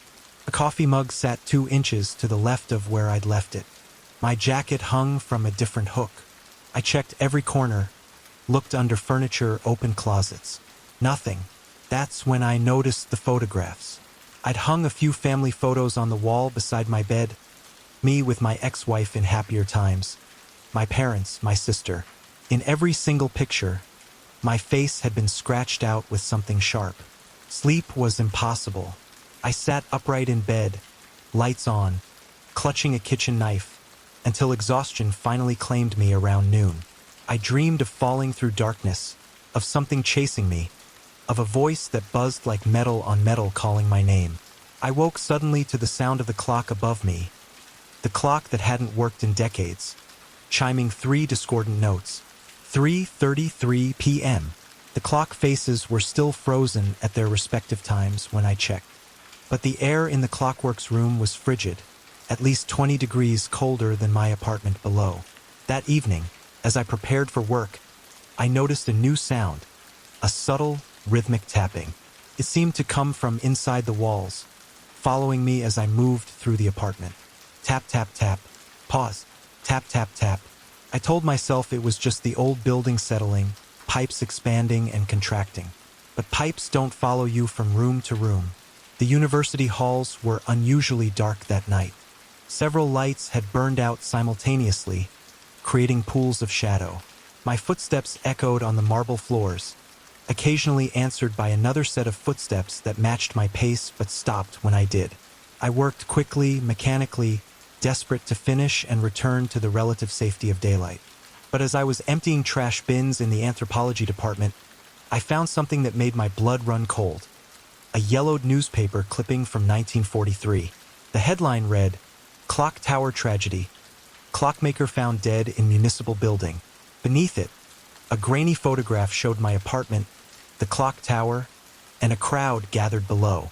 The article described how the clockmaker, Emil Schreiber, had fallen from the eastern clock face to his death. Officials ruled it suicide, but the article hinted at strange circumstances. Tools arranged in peculiar patterns, cryptic notations in his journals, and witnesses who claimed to have seen movement in the tower after Schreiber's body was removed. I stuffed the clipping in my pocket, trying to quell my rising panic. When I turned to leave, I caught a glimpse of someone standing in the darkened hallway. A tall, impossibly thin silhouette with elongated limbs. It didn't move like a person. It didn't move like anything I'd ever seen. It was gone when I blinked. But on the floor where it had stood, something gleamed dully in the low light. A small brass gear, ancient and worn. The gear was warm to the touch despite the frigid hall. I pocketed it alongside the newspaper clipping and hurried through the remainder of my shift, constantly looking over my shoulder. Dawn couldn't come fast enough. When it finally did, I rushed back to my apartment, determined to research Emil Schreiber and the clock tower's history. But when I reached for the newspaper clipping in my pocket, I found only the brass gear, and it was now inexplicably ice-cold, burning my fingers with its chill. Inside my apartment, I froze. Every single item I owned had been moved exactly 3 inches to the left. Every book, every dish, every piece of furniture, all shifted with mathematical precision. The effort required to move everything so precisely was staggering, and I'd only been gone for hours. Exhausted and terrified, I collapsed onto my displaced bed. As I drifted into uneasy sleep, I thought I heard the clockworks above me grinding into motion, the sound of massive gears reluctantly turning after decades of silence. The dream came again, falling through darkness, something in pursuit. But this time, I saw what chased me. A figure assembled from clock parts, its face a dial with hands that spun backward, limbs jerking with the relentless precision of clockwork. I woke to a crash. One of my kitchen chairs had been hurled across the room with enough force to splinter against the wall. As I stared in shock, every drawer in my kitchen opened simultaneously, then slammed shut with a thunderous bang. The temperature plummeted. My breath fogged before me. "Marcus!" The voice came from everywhere and nowhere. "You've taken what's mine." I clutched the brass gear in my pocket, now burning cold. "Who are you?" I whispered. The answer came not in words, but in a sudden, violent upheaval. Every loose object in the apartment, books, dishes, clothes, rose into the air, suspended as if gravity had ceased to exist. They began to orbit around me slowly, like planets around a sun. I made a dash for the door, but it slammed shut before I could reach it. The floating objects picked up speed, whirling faster and faster until they became a blur. "Mine!" The voice no longer attempted to sound human. It resonated from the walls, the floor, the ceiling, metallic, grinding, mechanical. The spiral staircase to the clockworks beckoned. It was my only escape. I ran for it, ducking as a book whizzed past my head. I scrambled up the steps and burst into the clock mechanism room. The massive gears were turning, chains rattling, counterweights rising and falling, the entire mechanism alive with impossible motion. And in the center of it all stood the figure from my dreams, but worse, a twisted approximation of a human form comprised of brass gears, springs, and pendulums. Where its face should have been, there was only a clock dial with hands spinning wildly. "Emil Schreiber," I whispered. The figure tilted its head at an impossible angle. The clock hands on its face stopped abruptly. "Time is wrong," it said, the voice grinding like metal on metal. "You live in my time. You breathe my air. You occupy my space." I backed toward the eastern clock face, the one where Schreiber had fallen to his death.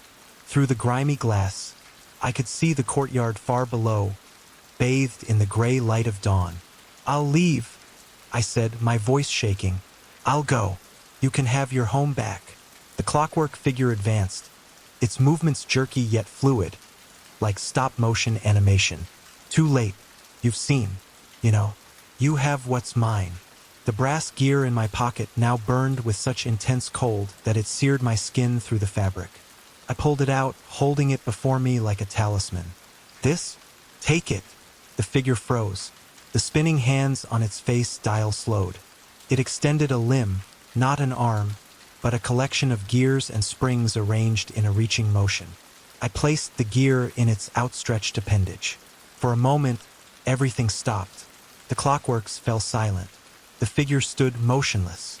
Then it began to change, the metal parts rearranging themselves, flowing like liquid.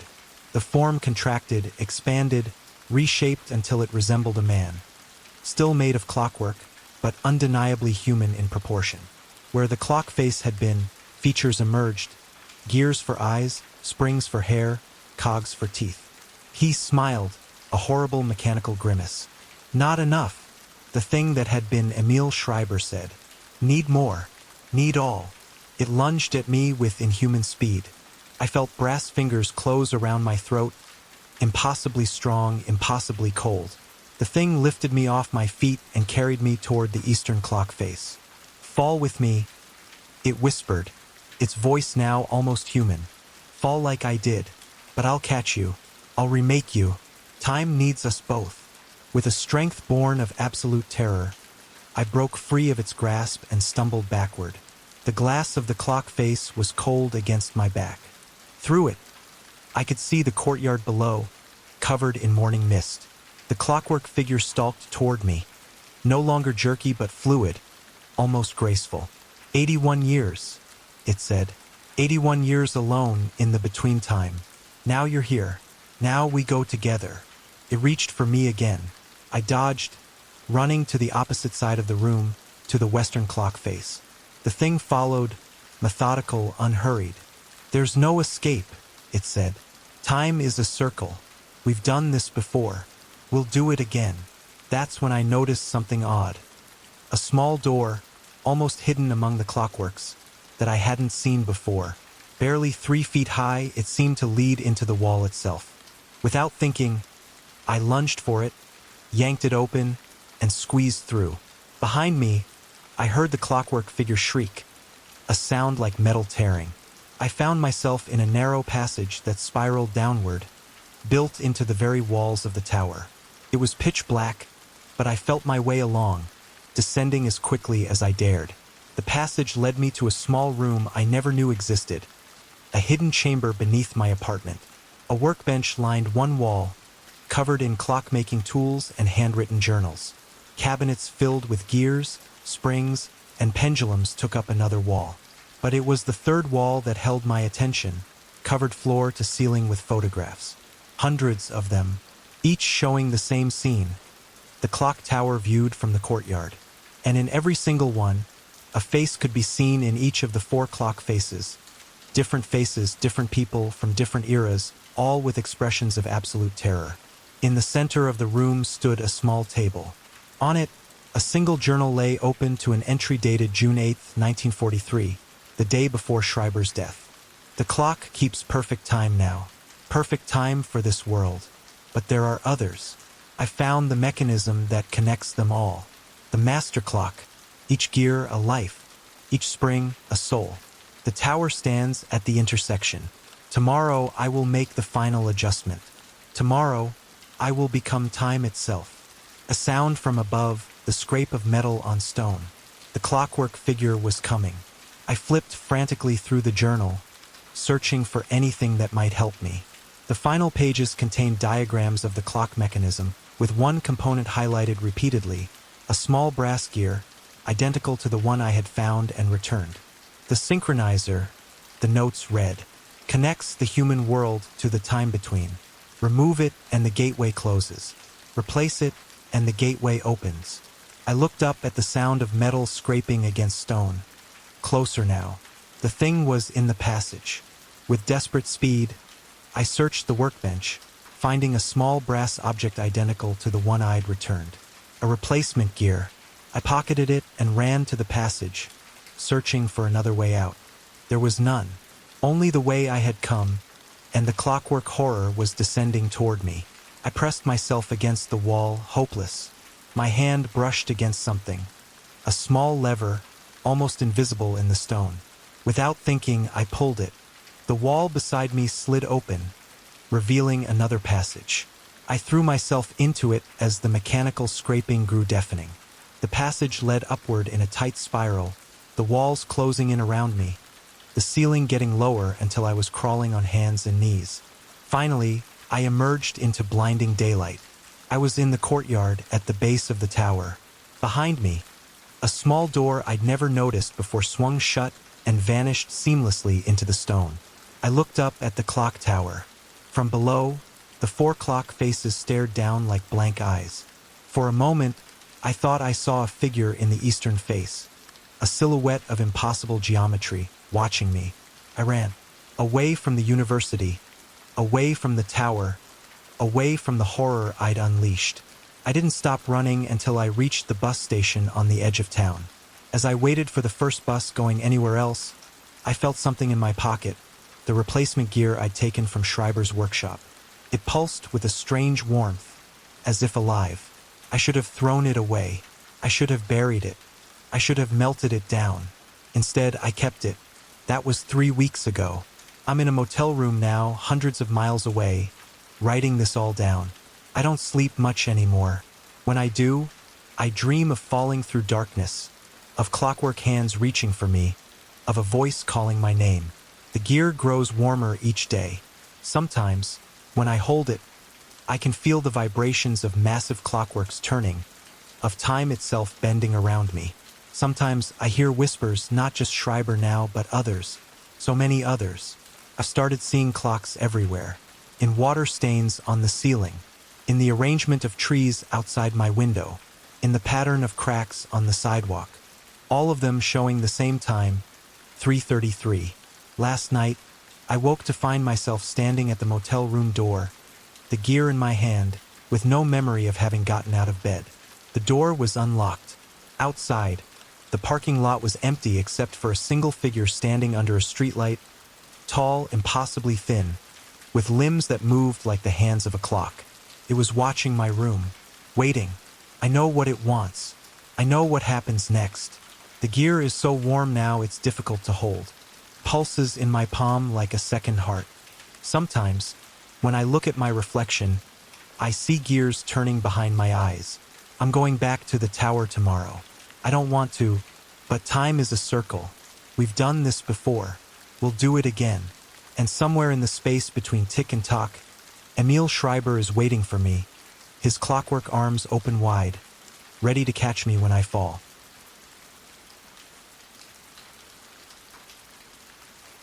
The first time it happened, I was checking the weather station equipment. February in the Arctic Circle means 18 hours of darkness, temperatures that freeze exposed skin in minutes, and a silence so absolute you can hear ice crystals forming in your lungs. I'd been stationed at Outpost 37 for 6 weeks, a decommissioned Cold War listening station repurposed as a climate research facility, when my name drifted through the radio receiver. Daniel! I froze, hand suspended over the calibration knob. The voice was thin, distorted by static, yet unmistakably feminine. No one at the outpost called me Daniel. Everyone used my surname, Harlow. And no one should have been transmitting on that frequency. The channel had been dead for months. Hello! My response fogged in the air before me. This is Outpost 37. Identify yourself. Nothing but the soft hiss of atmospheric interference answered me. I waited, adjusting the dials, but the voice didn't return. When I reported the incident during dinner, my 3 colleagues exchanged glances. Radio signals bounce weird up here, Jensen said, spooning reconstituted potatoes into her mouth. Probably picked up some transmission from 1,000 miles away. Someone who happens to know my first name? I pushed. Or you imagined it, Kowalski offered with a shrug. Isolation plays tricks on the mind. Maybe he was right.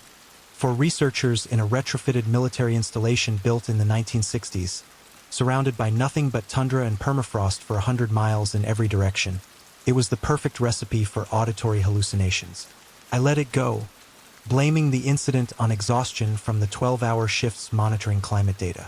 That night, I dreamed of a woman walking through blowing snow, her face obscured, calling my name with increasing urgency. I woke sweating despite the perpetual chill that seeped through the station's weathered walls. 3 days passed without incident. The thermometer outside registered minus 43 degrees Fahrenheit as I made my rounds checking equipment. The outpost consisted of a central living area, kitchen, common room, and 4 cramped bedrooms, flanked by 2 wings. The east wing housed our laboratory and communications center, while the west wing remained largely sealed, containing obsolete military equipment deemed too costly to remove. I was in the lab examining core samples when I noticed the wall thermometer read 68 degrees Fahrenheit. An impossible temperature given our heating system struggled to maintain 60 degrees on a good day. When I approached to check the device, the room's atmosphere shifted. The air thickened, pressing against my skin like a sodden wool blanket. The fluorescent lights overhead flickered once, twice, and then stabilized with an electric buzz that seemed to vibrate at a frequency just below human hearing. Felt rather than perceived. The temperature reading slowly began to drop before my eyes. 67, 65, 62. It wasn't a mechanical adjustment, but a response to something unseen. I backed away, the hairs on my neck rising as the chill returned to the room in irregular waves, like cold breath exhaled against my skin. That evening, returning from the bathroom at 2 a.m., I passed the communications room and saw the radio equipment illuminated, dials glowing green in the darkness. No one should have been transmitting at that hour. I approached cautiously, hearing a faint sound emanating from the speakers. Not static, but something organic. Breathing. When I flipped on the lights, everything was normal. The equipment was powered down, dials in their standard positions. I stood there for several minutes, breath shallow, listening to the building creak and settle around me. The next morning, Kowalski found me asleep at the communications console. I had no memory of sitting down. Anyone else notice anything weird with the equipment? I asked a week later over breakfast. The isolation was getting to everyone. Conversations had grown sparse as we retreated into private worlds. Define weird, Dr. Winters said without looking up from her tablet. At 53, she was the senior researcher and had spent more time in remote stations than the rest of us combined. Temperature fluctuations, radio anomalies, lights flickering. She glanced up, eyes narrowing. The entire station is built on permafrost that's slowly thawing. Structural shifts are normal. As for the rest, this equipment is older than you are, Harlow. What about the West Wing? Pressed. Why was it sealed off? Budget cuts, Jensen interjected. They only renovated what we needed. But there's a whole section we never access. Doesn't that seem strange? What's strange? Kowalski said. Is your sudden interest in abandoned military junk. The West Wing contained signal intelligence equipment, Cold War relics. I didn't mention that I dreamed of the sealed door 3 nights running, or that each morning I'd found myself standing before it, fingers pressed against the oxidized metal, with no memory of having left my bed. That afternoon, while the others were calibrating instruments in the field, I found myself drawn to the West Wing entrance. The heavy steel door was secured with a padlock that looked newer than the surrounding architecture. A small window at eye level revealed only darkness beyond. I told myself I was conducting a routine security check as I retrieved the bolt cutters from the maintenance closet. The padlock yielded with surprising ease, metal groaning as it separated. The sound echoed down the corridor, unnaturally loud. The door swung open with the barest touch of my fingertips, revealing a throat of darkness that the beam of my flashlight barely penetrated. The air that escaped was different. Not the stale mustiness I'd expected, but cold and somehow weighted, carrying a metallic tang that coated the back of my throat. The West Wing consisted of a long central corridor with rooms branching off on either side. My footsteps echoed strangely, as if the space were simultaneously larger and smaller than it appeared. The concrete walls were lined with conduit pipes and bundled cables that disappeared into the ceiling at irregular intervals. Most rooms contained expected items: desks covered in dust, filing cabinets with empty drawers, antiquated communications equipment. But the corridor seemed to stretch further than the exterior dimensions of the building should have allowed. With each room I passed, the temperature dropped incrementally until my breath clouded before me. In the final room, I found something different. Unlike the others, this space had been stripped entirely bare except for a single metal chair bolted to the center of the floor. Above it, a light fixture dangled, bulb missing. The walls, floor, and ceiling were covered in a material I initially mistook for black paint. When I directed my flashlight closer, I realized it was writing thousands upon thousands of words, numbers, and symbols, overlapping in a dense palimpsest that covered every inch of surface. Some sections appeared to be mathematical formulas. Others resembled diary entries written in a cramped, desperate hand. Many were in languages I couldn't identify. At the center of the back wall, one message stood out, carved deeply into the concrete beneath the layers of ink. She listens through the ice. As I approached to examine the carving, my flashlight flickered and died. In the sudden darkness, I became aware of a sound so faint I might have been imagining it. A rhythmic tapping like fingernails against glass, coming from somewhere behind the wall. I stumbled backward, colliding with the metal chair. It scraped against the concrete with a screech that set my teeth on edge. In the silence that followed, a whisper slithered into my ear, so close I could feel the phantom warmth of breath. "I've been waiting for you, Daniel." I ran. Through the darkness, through the corridor that seemed to lengthen with each step, past rooms where shadows moved independently of my motion. I didn't stop until I reached the common area, chest heaving, sweat freezing against my skin. The others found me there an hour later, huddled under a blanket despite the heaters running at maximum capacity. I told them I'd had an accident checking equipment outside, hypothermia, I suggested. They seemed to accept the explanation, though Dr. Winters studied me with narrowed eyes throughout dinner. That night, lying in bed, I heard the tapping again, gentle but insistent, like something seeking entrance. Tap, tap, tap. Not from the walls this time, but from beneath my bed. Over the next 3 days, the phenomena intensified. Objects relocated when no one was looking, coffee mugs appearing in refrigerators, boots found arranged in perfect circles in the middle of rooms. The temperature fluctuations became more pronounced. Sections of the facility would plummet to freezing while others became sauna-like, with no explanation from the environmental controls. The others noticed now too. Jensen reported hearing someone calling her name through the static of her headphones. Kowalski found all his research notes rearranged in reverse chronological order. Dr. Winters remained skeptical but started keeping a log of environmental anomalies. I didn't tell them I'd continued exploring the West Wing. I didn't mention finding personnel files dated 1983 detailing psychological evaluations of researchers who had served at the outpost before it was decommissioned. I kept silent about the photographs showing the room with the metal chair in use, a woman strapped to it, electrodes attached to her temples, eyes rolled back to expose the whites. And I definitely didn't tell them about the journal I'd discovered hidden inside a ventilation shaft. Its pages filled with increasingly desperate entries by someone named Dr. Marcus Steinfeld, who wrote of breakthrough contact with the other side and signals emerging from the thermal layer beneath the permafrost.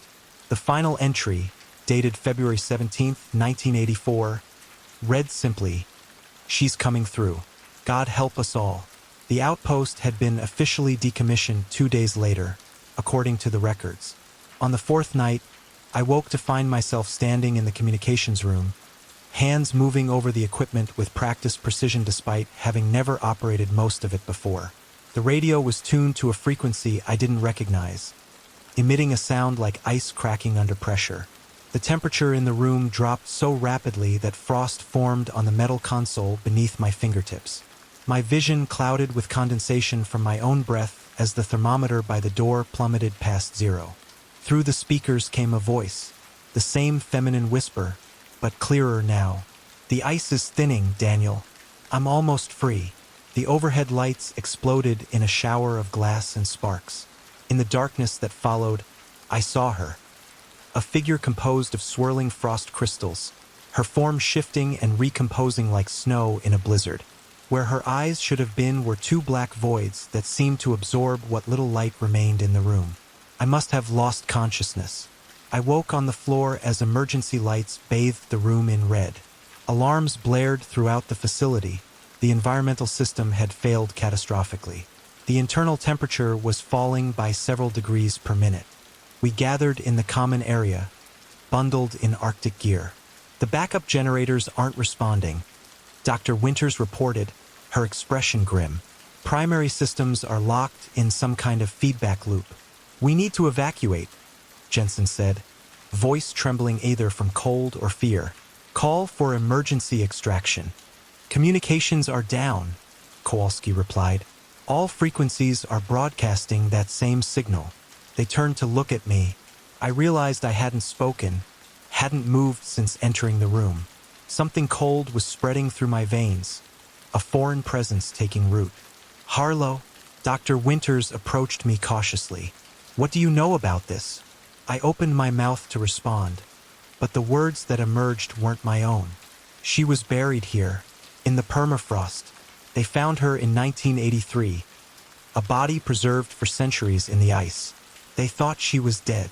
My voice had taken on that same whispering quality I'd heard through the radio.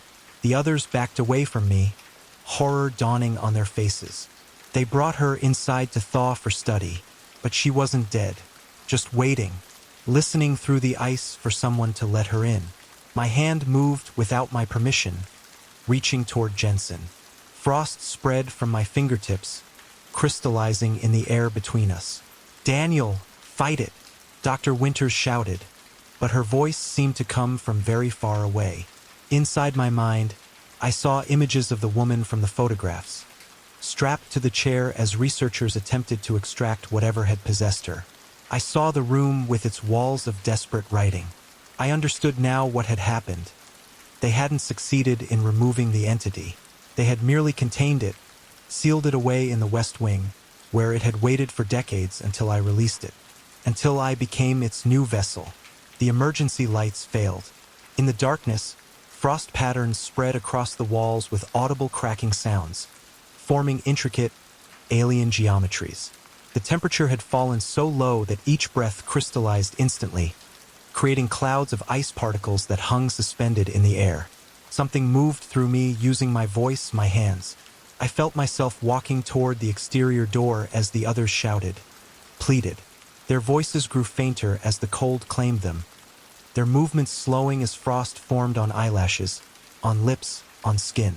The ice is thinning everywhere now, my mouth said as my hand reached for the door. Others like me are waking. The world you know is ending.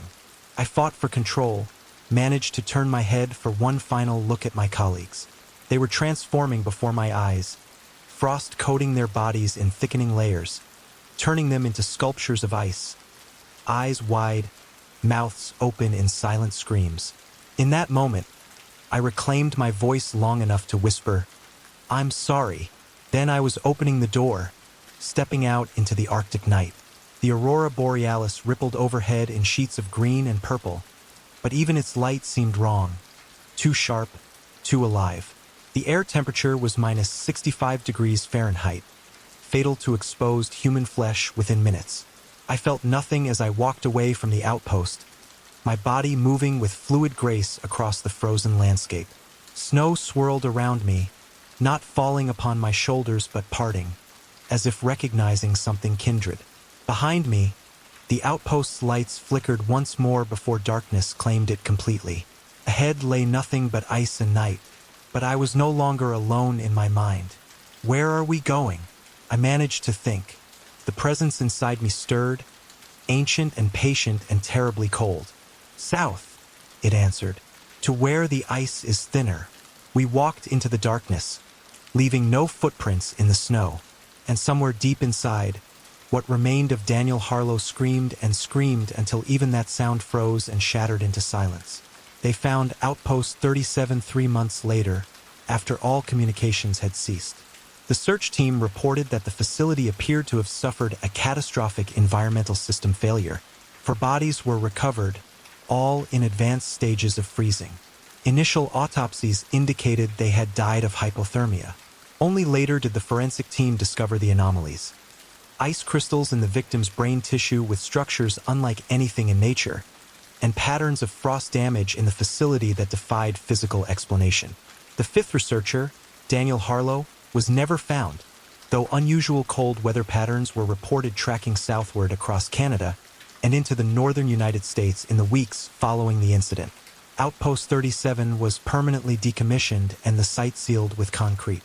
The official record states it was due to structural instability from thawing permafrost. The West Wing and its contents were never mentioned in any report. I first noticed it while adjusting the radio dial. Just a flutter, a ripple in the static between stations, the briefest impression of a voice saying my name. Not unusual, really. The mind plays tricks when faced with white noise, finding patterns in randomness. I dismissed it and continued scanning for a clear signal, finally settling on a jazz station. That night marked my first week at the Whitefish Fire Lookout Tower, a decommissioned Forest Service post I'd rented for the winter to finish my doctoral thesis. Standing 40 feet above the northern Montana wilderness, the octagonal structure perched on stilts had seemed perfect, remote, quiet, with panoramic views of snow-laden pines stretching to distant mountains. Place to think, to write, to escape. The tower had been renovated just enough for habitation. A wood stove, propane fridge, and composting toilet. The Forest Service had decommissioned it years ago when satellite imagery made such posts obsolete, but they maintained a few for rental to hardy visitors seeking solitude. The caretaker who'd handed me the keys had seemed almost apologetic. "Most folks don't last the full reservation," he'd said, not meeting my eyes. "Gets to them. The isolation." I'd smiled confidently. Isolation was precisely what I wanted. 3 days after the radio incident, I woke suddenly at 3:17 a.m. The digital clock's green numbers burned in the darkness as I tried to identify what had disturbed me. The wind whistled around the tower's corners. Nothing unusual there. Then I heard it. 3 distinct taps on the window glass, like knuckles rapping to get attention. My first thought was birds, perhaps, or a branch blown by the wind. But the tower stood well above the treeline, and the night was still except for the usual wind. I lay frozen, listening. 3 more taps came, this time from a different window, the one opposite my bed. Something was circling the tower. Sweat beaded on my forehead despite the chill. I remained motionless until dawn broke, the tapping never returning but sleep eluding me completely. In daylight, I examined each window carefully, finding nothing. No branches, no signs of birds or insects. Just pristine glass surrounded by wilderness in every direction. The nearest human being 27 miles away at the ranger station. I tried to focus on my thesis that day, a study on linguistic patterns in isolated communities, but found myself repeatedly looking up at the slightest noise. By evening, I had convinced myself the tapping had been a dream, a product of unfamiliar surroundings and the constant whistle of wind through the tower's weathered frame. The radio was my lifeline to the outside world. Cell service was non-existent, and the emergency satellite phone was for genuine disasters only. So each evening, I would tune in to distant stations, letting human voices fill the small space. 5 nights after arriving, I was preparing dinner when the radio, which had been playing a news broadcast from Kalispell, suddenly cut to static. I reached to adjust it when a voice emerged from the white noise. Not a broadcaster, but something intimate, close, as if someone were whispering directly into the speaker. "Daniel," it said, using my name with unsettling familiarity. "You should check the trapdoor." My blood ran cold. The trapdoor was the tower's only entrance, a square hatch in the floor that opened to the staircase below. I kept it locked at night, a habit born more of instinct than any real concern. "Daniel," the voice repeated, more insistent this time. "It's not secure." The radio returned to the news broadcast as suddenly as it had departed. I stood motionless, the half-chopped onion forgotten beneath my knife. With deliberate slowness, I wiped my hands and crossed to the trapdoor, heart pounding against my ribs. The heavy iron padlock was undone, hanging open. I was certain, absolutely certain, I had locked it the night before. It was my nightly ritual. Stove damped, windows latched, trapdoor locked. Yet here was the padlock open. With trembling hands, I pulled up the trapdoor. The narrow staircase spiraled down into darkness. I listened, hearing nothing but the accelerated rhythm of my own breathing. "Hello!" I called down, my voice sounding small and fragile. Only silence answered. I closed the trapdoor, locked it securely, and then, feeling slightly ridiculous but unable to help myself, dragged my heavy oak desk across the floor to sit atop the hatch. That night, I barely slept, starting at every creak and groan of the tower swaying slightly in the mountain wind. When I did drift off near dawn, I dreamed of climbing an endless spiral staircase, always pursued by something I couldn't see but could feel watching me, waiting for me to tire. The following day brought heavy snow, obscuring the landscape in white. I worked steadily on my thesis, trying to lose myself in academic minutiae, in linguistic patterns and cultural drift. Anything to avoid thinking about the radio or the unlocked trapdoor. Around midday, as I was heating water for tea, something caught my eye outside the north-facing window, a dark shape moving through the blinding whiteness. I pressed my face to the glass, squinting through the snow. For a moment, I thought I saw a figure standing at the base of the tower, looking up. Then the snow thickened, and whatever I'd seen, if I'd seen anything at all, vanished. My rational mind suggested wildlife, perhaps an elk or a moose wandering through. But a deeper instinct, something primal and electric with fear, whispered otherwise. The kettle's whistle startled me so badly I knocked a stack of research papers to the floor. As I gathered them, I noticed something odd. A yellowed newspaper clipping I didn't recognize mixed among my notes. The fragile paper crumbled slightly at my touch as I examined it. It was dated October 17, 1976, nearly 50 years earlier. The headline read, "Lookout found dead after bizarre radio calls." My hands shook as I read about Frank Mercer, a fire lookout who had reported strange occurrences over his radio for several nights before communication abruptly ceased. When rangers finally reached the remote tower 2 days later, they found Mercer dead, apparently from a self-inflicted wound. The article mentioned unusual circumstances that authorities declined to elaborate on, and quoted Mercer's final transmission, "It's in the tower with me now. It knows my name." The paper slipped from my numb fingers. I had conducted thorough research on the tower before renting it. This incident had never been mentioned. I searched my notes frantically, trying to find any reference to Frank Mercer, but found nothing. When I looked for the newspaper clipping again, it was gone. That evening, I tried the radio again, desperate for a connection to the outside world. Instead of music or news, I found only static on every frequency. But within that static, almost imperceptibly at first, was a rhythm, like breathing, slow and deliberate. I was about to turn it off when words began to form, emerging from the white noise like shapes from fog. "Did you find it yet, Daniel?" the voice asked, the same one from before, somehow both distant and unnervingly close. "What they left behind? Who are you?" I demanded, feeling foolish for addressing a radio but unable to stop myself.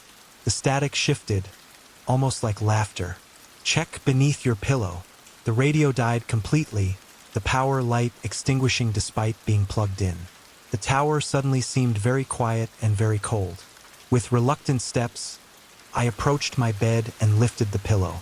Beneath it lay a small, leather-bound book I had never seen before. A journal, its pages yellowed with age. The inside cover bore a name written in faded ink. Frank Mercer.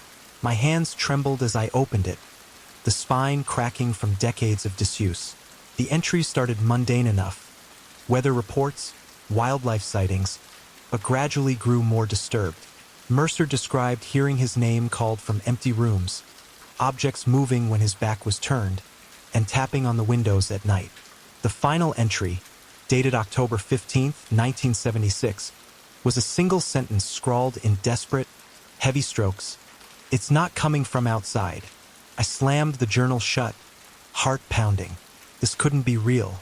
Someone was playing an elaborate prank, the caretaker perhaps, or previous guests. I hurled the journal into the wood stove and watched as the flames devoured the pages, turning Frank Mercer's descent into madness to ash. Only after the book had completely burned did I realize what I had done. Destroyed potential evidence. Evidence of what? I wasn't entirely sure, but the act felt irrevocable and somehow significant. Sleep evaded me that night.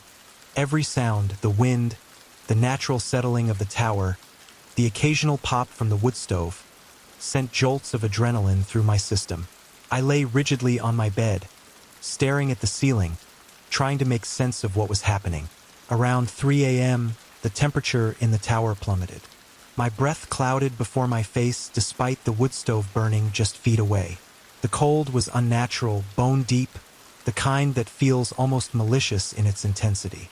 Then the light bulb above my desk turned on by itself.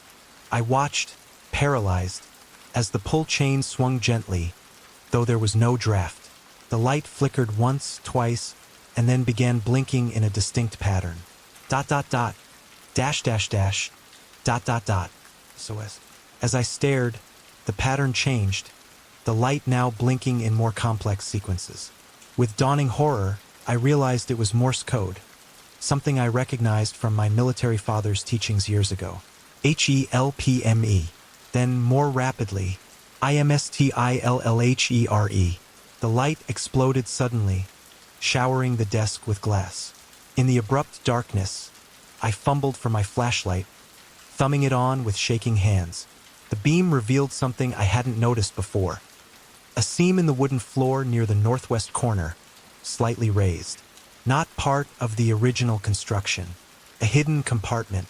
Against every instinct screaming for me to leave it alone, I knelt and pried at the boards with my pocket knife. The wood gave way easily, revealing a small space beneath. Inside was a rusted tin box. I should have left it there. God help me, I should have walked away. Instead, I opened it. Inside lay a corroded Forest Service badge, a set of keys, and a microcassette recorder technology from the 1970s. With mounting dread, I realized these must have belonged to Frank Mercer. But how had they gotten under the floorboards? According to the article, his body had been removed, and presumably his personal effects as well. Most disturbing of all was a Polaroid photograph stuck to the bottom of the box. I peeled it free carefully, holding it under my flashlight. The image showed the interior of the tower, this tower, from an angle that suggested it had been taken from near the ceiling, looking down. In the photo, a man sat at the desk, presumably Mercer, his back to the camera. But standing in the corner behind him was a dark figure, indistinct except for what appeared to be a hand reaching toward Mercer's shoulder. I dropped the photo as if burned, scrambling backward. The impossible angle of the shot, the figure no one could have seen, it was too much. The microcassette recorder suddenly clicked on, though I hadn't touched it. A voice emerged from its tiny speaker, scratchy, distant, but unmistakably human. Day 11. It began, Mercer's voice tight with controlled fear. It's getting stronger, moving things when I'm not looking. The radio doesn't work anymore. Just his voice coming through the static. Always asking if I found it yet. A pause, then more urgently. I know something's in here with me. I can feel it watching, always watching. Last night I woke up and couldn't move. Completely paralyzed while something stood over my bed. I could hear it breathing. Another pause, longer this time, filled with nothing but the sound of Mercer's increasingly ragged breathing. I think it was here before me, waiting, and I think his voice broke. I think once it gets what it wants, I won't be leaving this tower. The recorder clicked off, then immediately on again. This time, the voice that emerged wasn't Mercer's. It was mine. Day 7, my voice said from the recorder, reciting words I had never spoken. Something's wrong with the tower. I keep finding things I don't remember putting there. The radio talks to me now. I hurled the recorder against the wall where it shattered, pieces scattering across the wooden floor. Cold sweat drenched my clothes as I backed away, my mind struggling to process what I'd just heard. The temperature dropped further, frost now crystallizing on the windows despite the wood stove's steady burn. The walls seemed to contract around me, the tower groaning as if under immense pressure. And then, from directly behind me, came the sound of breathing, a raspy, wet inhalation that raised the hairs on my neck. I spun around to face empty air, but the breathing continued, now circling me, though there was nothing to see. I turned in place, tracking the invisible presence by sound alone as it moved around me. "What do you want?" I shouted, my voice cracking. The breathing stopped. The temperature rose slightly. For a moment, I thought whatever presence had been there had retreated. Then every object in the tower, books, kitchenware, furniture, rose 6 inches off the floor in perfect unison, hovering in defiance of gravity. They remained suspended for 10 long seconds before crashing down simultaneously. I lunged for the trapdoor, throwing aside the desk I'd placed over it. My fingers fumbled with the lock, finally wrenching it open. I threw back the hatch and was hit immediately by a blast of frigid air from below. The staircase that should have led to the ground was gone. Instead, the opening revealed an impossible vertical shaft extending downward far beyond what the tower's height should allow. A black abyss that seemed to go on forever. Cold air rushed upward from the darkness, carrying with it a scent of damp earth and decay. I slammed the trapdoor shut, lock forgotten, and retreated to the center of the room.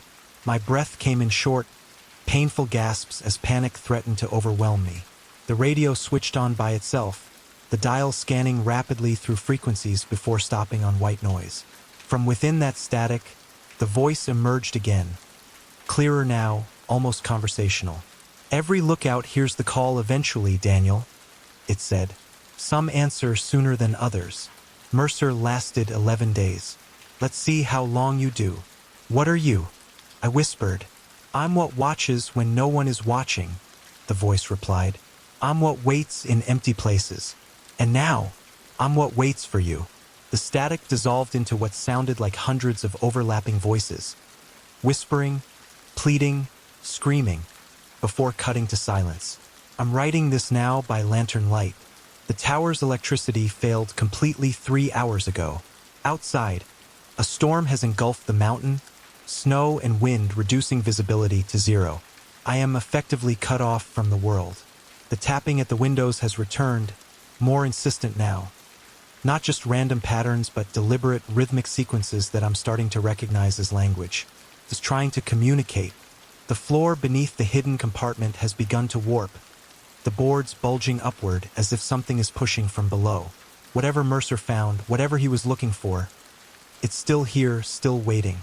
I've barricaded myself in the center of the room with supplies for the night. The satellite phone yielded only static when I tried it, the same breathing coming through its speaker. There will be no calling for help. The strangest part is how familiar it all feels now.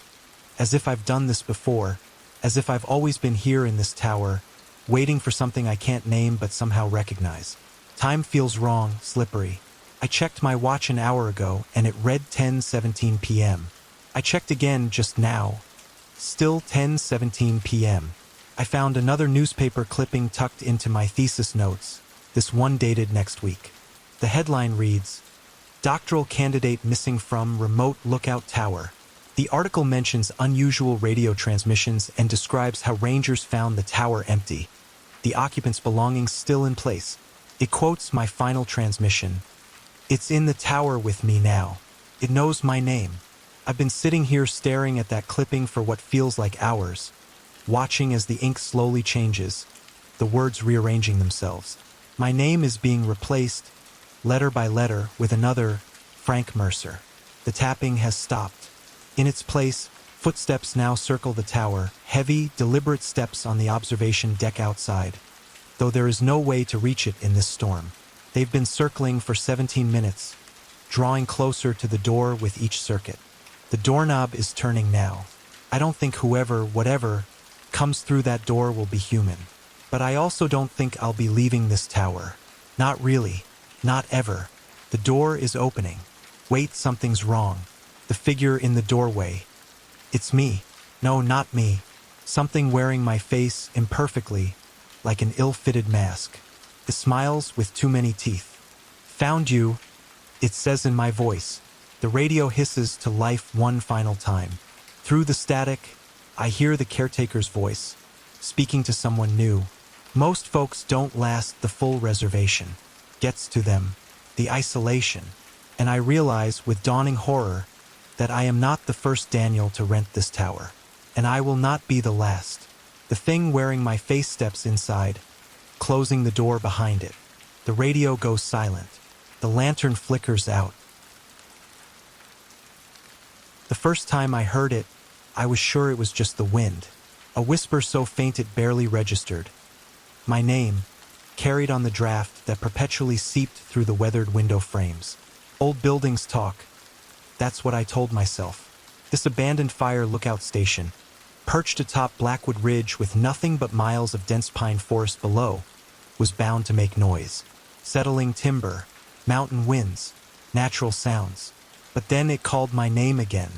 Marcus. I froze at my makeshift desk, the typewriter keys still warm beneath my fingertips. Outside, twilight was bleeding into darkness, painting the vast wilderness in deepening shades of indigo. I'd chosen this place specifically for its isolation. A forgotten fire lookout tower decommissioned in the 80s, miles from the nearest hiking trail, accessible only by a narrow service road that my Jeep had barely managed. Perfect for finishing my novel uninterrupted. I listened, holding my breath. Nothing but the soft hiss of my propane lantern and the distant cry of a nighthawk. Just the wind, I muttered, returning to my work. But my fingers hovered over the keys, suddenly hesitant. That night I dreamt of static. Morning brought clarity and birdsong.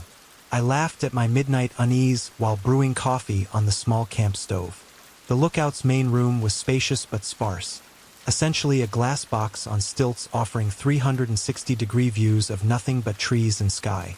Previous occupants had left behind the heavy oak desk I'd claimed for my writing, a metal-framed bed, and oddly, an ancient television set gathering dust in the corner, its rabbit ears angled toward the ceiling like supplicating hands. I'd assumed it was useless out here.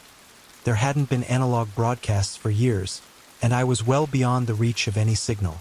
I spent the morning writing productively, breaking only to stretch or refill my coffee.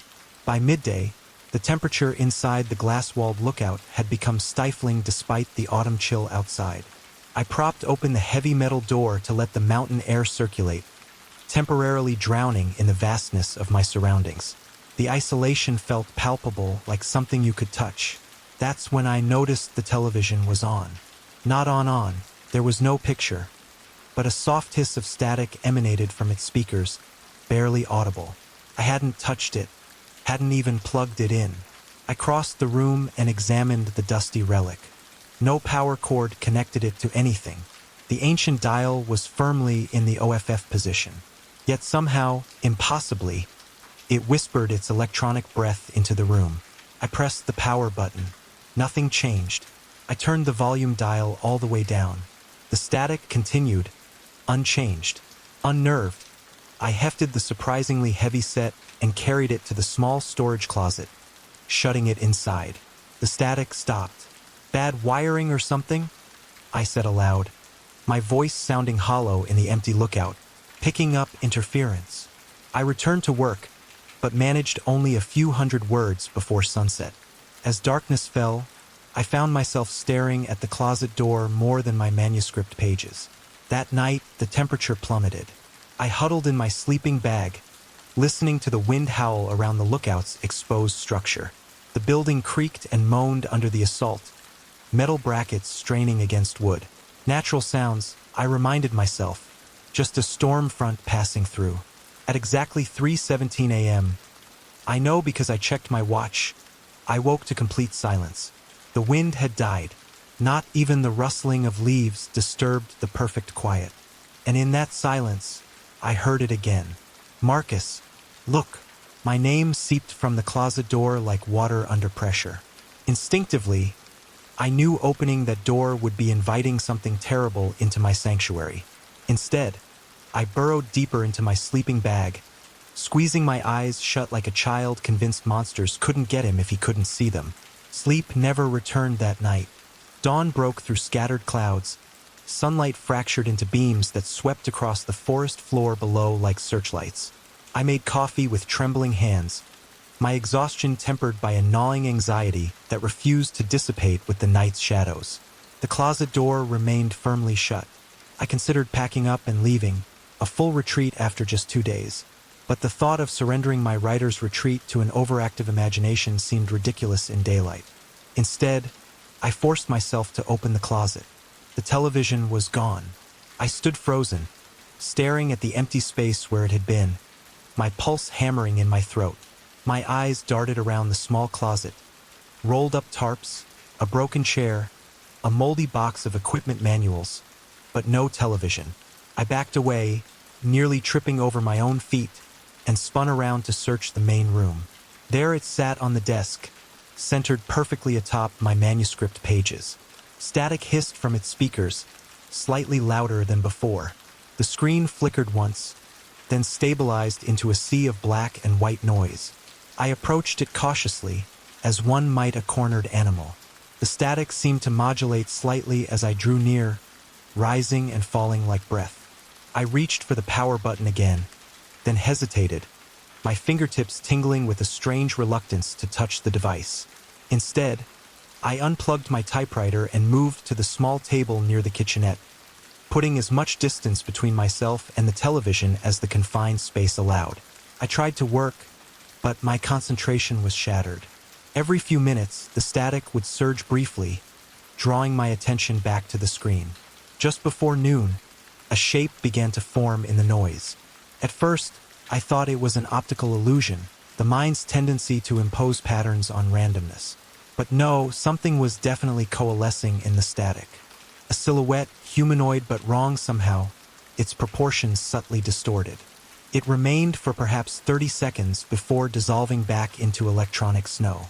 My hands shook so badly I knocked over my coffee mug, sending lukewarm liquid cascading across my pages. As I scrambled to save my work, the static abruptly ceased. When I looked up, the television screen was black, and the room felt 10 degrees colder.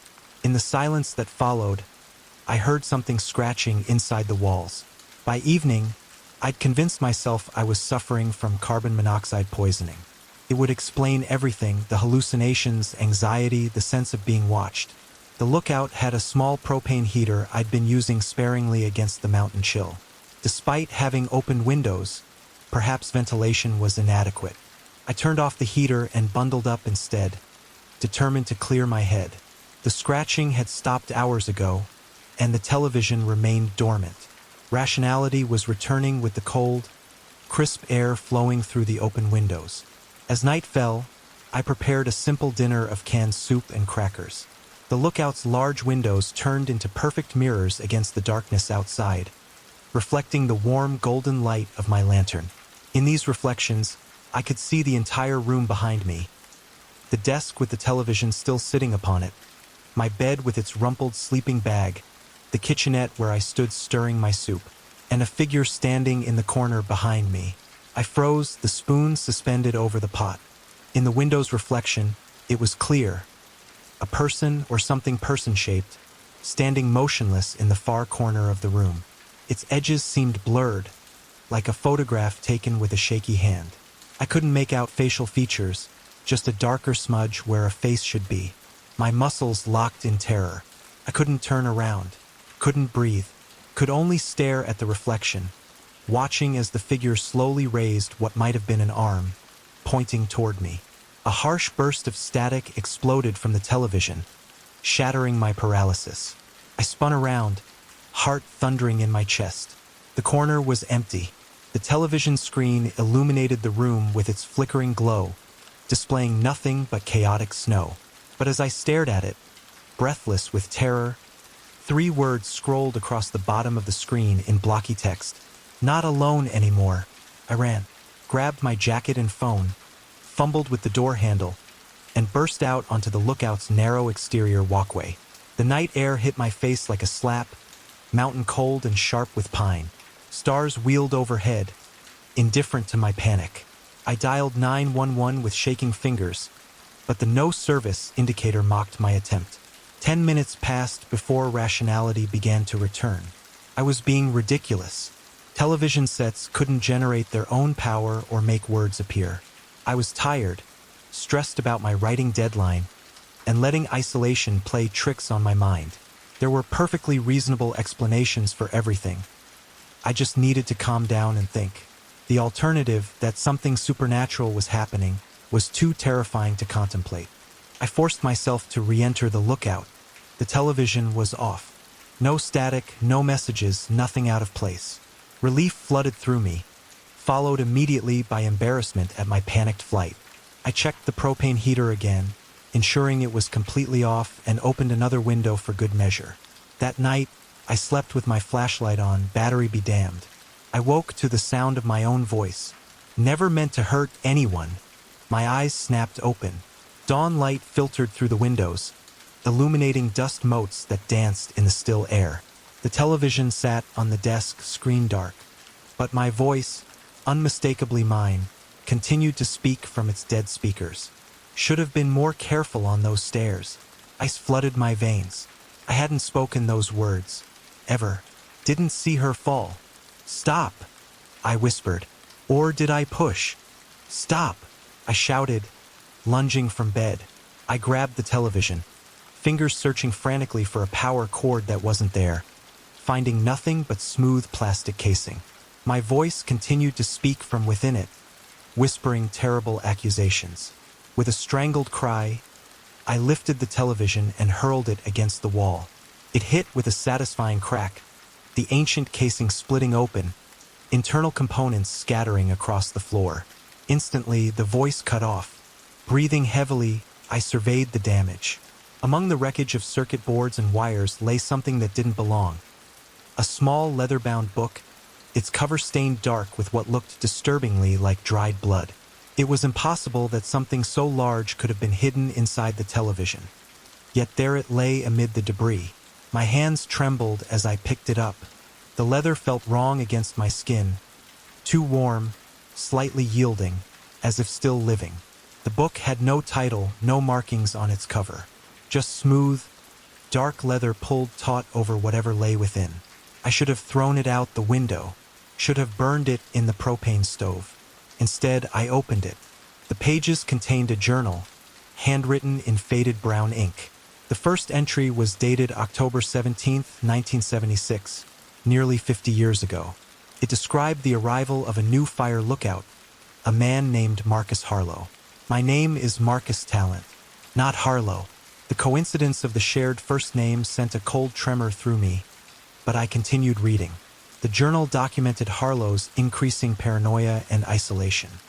His entries described hearing voices in the static of his radio equipment, seeing figures at the edge of the forest that vanished when directly observed.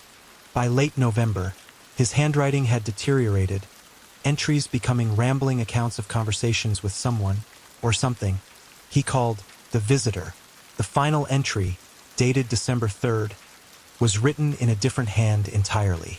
It read simply, "Marcus has joined us now. We wait for the next one." The room seemed to contract around me as I read those words. The air grew thick and cold, difficult to draw into lungs that suddenly felt too small.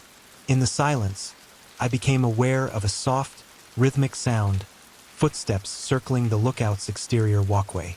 Slow, deliberate steps, pausing occasionally as if their owner was peering through the windows. I remained frozen, the journal clutched in my bloodless fingers, as the steps completed their circuit and stopped directly outside the door. The metal handle turned slowly, the hinges protesting as the door swung open. Nothing stood in the doorway, nothing visible at least, but the air temperature plummeted further, my breath clouding before my face. The sensation of being watched intensified until it felt like a physical pressure against my skin. The television parts scattered across the floor began to vibrate, then levitate, floating upward with impossible deliberation. They hung suspended for a moment before rushing together, reassembling in midair with a series of clicks and snaps. The reconstituted television floated gently back to the desk and settled there, its screen flickering to life. Through the static, a face began to form, indistinct at first, then with increasing clarity. A man's face, gaunt and hollow-eyed, with my features but somehow not me. Marcus Harlow, I presumed, though the journal had contained no photographs to confirm this. His lips moved, forming words I could hear not with my ears but inside my mind. "We've been waiting so long for another Marcus," the voice said, thick with something like hunger. Names have power. Shared names create doorways. The journal in my hands grew hot, the leather cover pulsing like a heart. I tried to drop it, but found my fingers fused to its surface. Horror washed through me as I realized the leather felt like skin because it was skin. "You're perfect," the voice continued as the face in the static smiled. "Young, strong, a writer, someone who understands the power of stories and souls captured in words. Your life force will sustain us for decades." Something began to pull at me, not physically, but deeper, as if hooks had been set into my very essence and were now drawing it slowly toward the television screen. I fought against it, but the pull was inexorable, a tide I couldn't resist. The journal flipped open in my hands, pages turning by themselves until they reached a blank page near the end. The pen from my desk floated across the room, positioning itself over the paper. My hand moved without my control, fingers gripping the pen as words flowed onto the page. "I never meant to hurt anyone. Should have been more careful on those stairs. Didn't see her fall? Or did I push?" The same words I'd heard in my own voice earlier. But I had no memory of stairs, of anyone falling. These weren't my memories, my guilt. Or were they? Sudden images flooded my mind. A woman's startled face, a staircase spiraling downward, my hands extended. The sickening sound of a body tumbling, bones cracking against hardwood. Had that happened? Had I somehow forgotten? The boundary between my memories and something else's, someone else's, began to blur. "Stop fighting." The voice soothed as my consciousness continued to drain toward the screen. "It doesn't hurt for long, and then you'll be part of us, part of the lookout, watching for the next arrival." With my last fragment of independent will, I lunged for the desk drawer where I'd stored my hunting knife. My fingers closed around the handle as darkness clouded the edges of my vision. With a desperate cry, I plunged the blade not into the television or the journal, but into my own palm. Pain exploded through my hand, hot and clarifying. Blood welled from the wound, spattering across the journal's pages. The pulling sensation faltered momentarily, just long enough for me to rip my hand free from the book and stagger toward the door. Behind me, objects began to fly around the room. My typewriter, coffee mug, pots and pans, all hurtling toward me with deadly force. Something heavy struck the back of my head, and I stumbled, the world tilting sickeningly. I don't remember making it down the metal stairs that led from the lookout to the ground. Don't remember staggering through pitch-black forest with nothing but starlight to guide me. My next clear memory is of sunrise finding me miles down the service road, covered in blood. Some mine, some not, clutching my car keys in my undamaged hand. I never returned for my belongings, never reported what happened to the authorities. What could I possibly tell them? That a possessed television tried to steal my soul? That the ghosts of former lookouts were harvesting visitors with matching names? Sometimes I catch glimpses of static on screens, my phone, laptop, store displays, and within that electronic snow, faces watch me, waiting, patient. My dreams are no longer my own, filled instead with memories of the lookout tower and the lives it has consumed over decades. I found others since then, 17 so far, who encountered something similar in isolated places across the country. Fire lookouts, ranger stations, desert outposts, always places of solitude where the boundary between here and elsewhere grows thin. Always involving obsolete communication devices, radios, televisions, field telephones, that shouldn't work but somehow do. I don't know if what haunts me is a traditional poltergeist or something older and stranger. I only know that it's still with me, fragments of its presence embedded in my psyche like splinters. Some nights I wake to find myself standing before my television, my reflection in the dark screen not quite matching my movements. And sometimes, when I'm alone in the silence between heartbeats, I hear static beginning to rise. Author's note: I found this manuscript in a second-hand typewriter purchased at an estate sale. The previous owner's name was Marcus Talent, who, according to local newspaper archives, disappeared while hiking in National Forest land 3 years ago. His vehicle was later discovered on an abandoned fire service road, but no other trace of him was ever found. I've typed his story exactly as written, making no changes. I didn't fully believe it until last night, when my television turned itself on at exactly 3:17 a.m., displaying nothing but static, and within that static, I thought I glimpsed a face. My name is Marcus too.